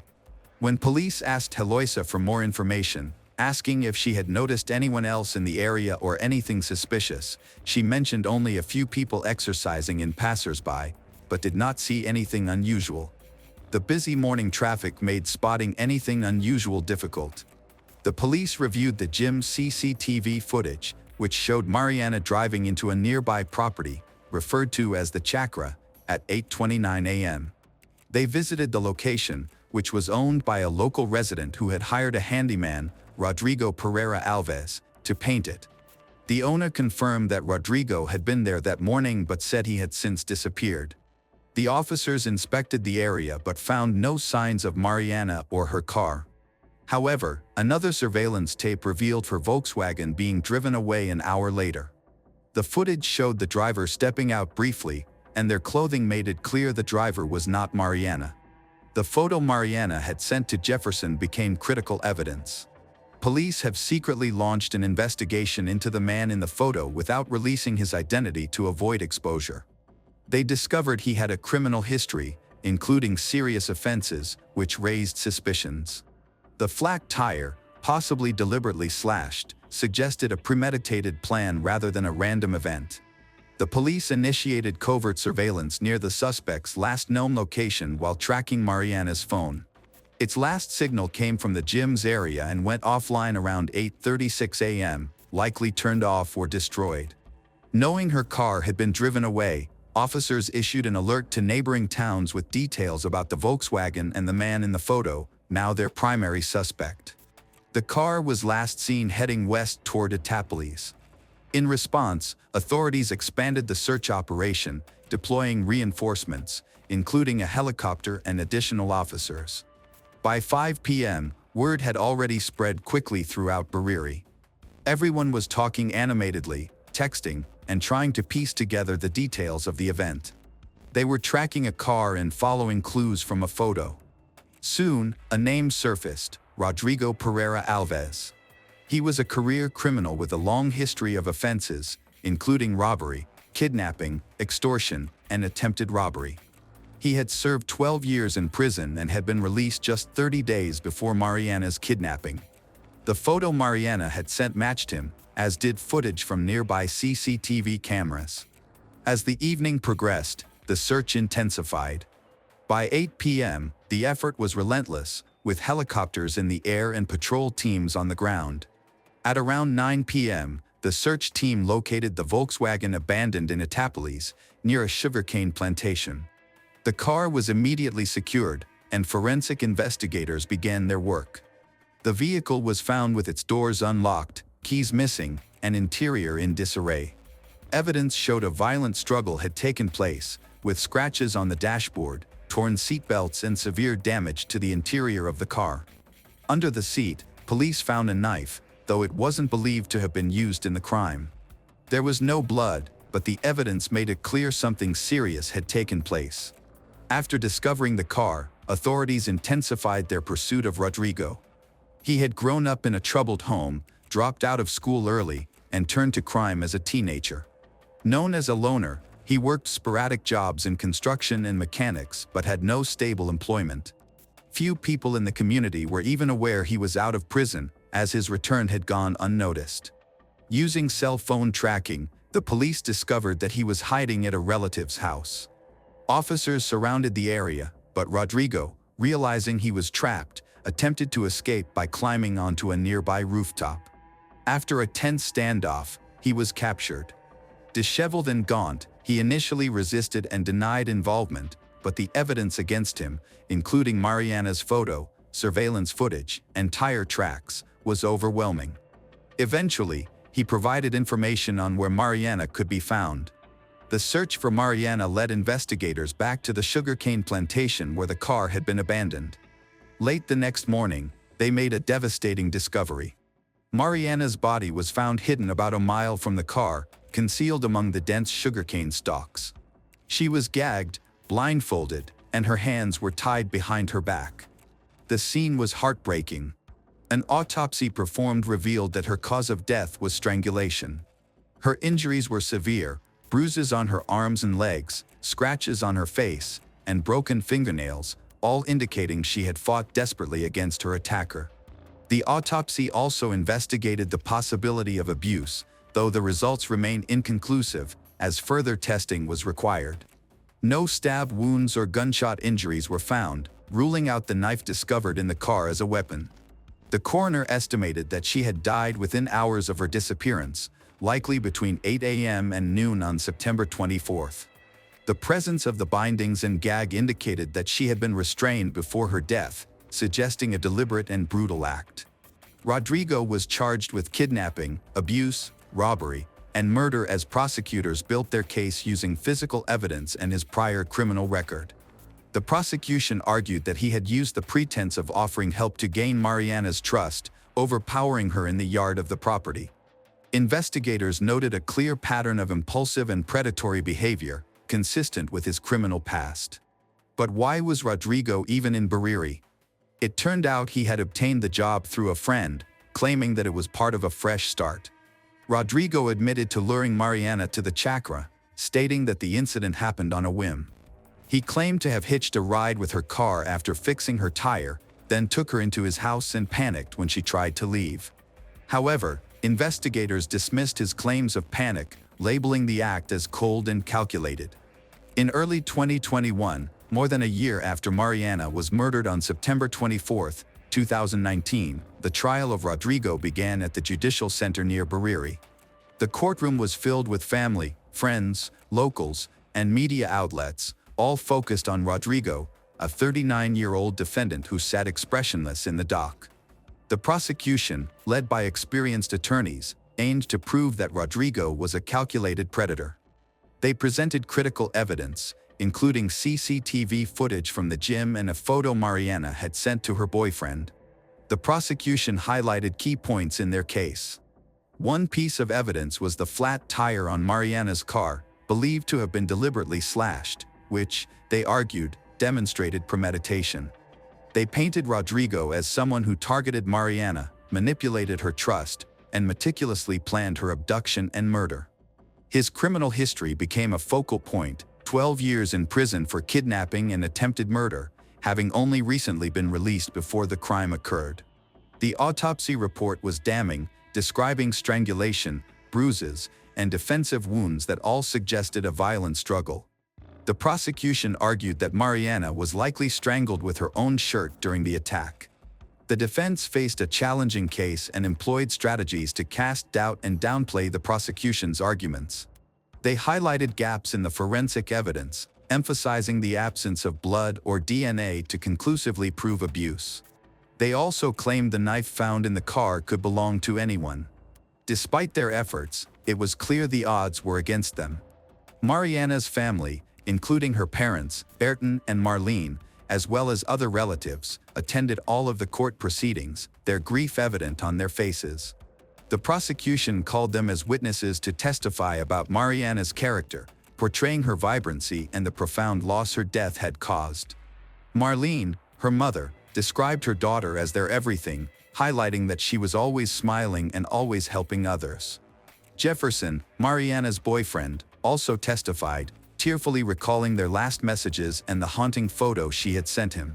He confessed emotionally to the court that he would never forgive himself for not realizing that she was in danger.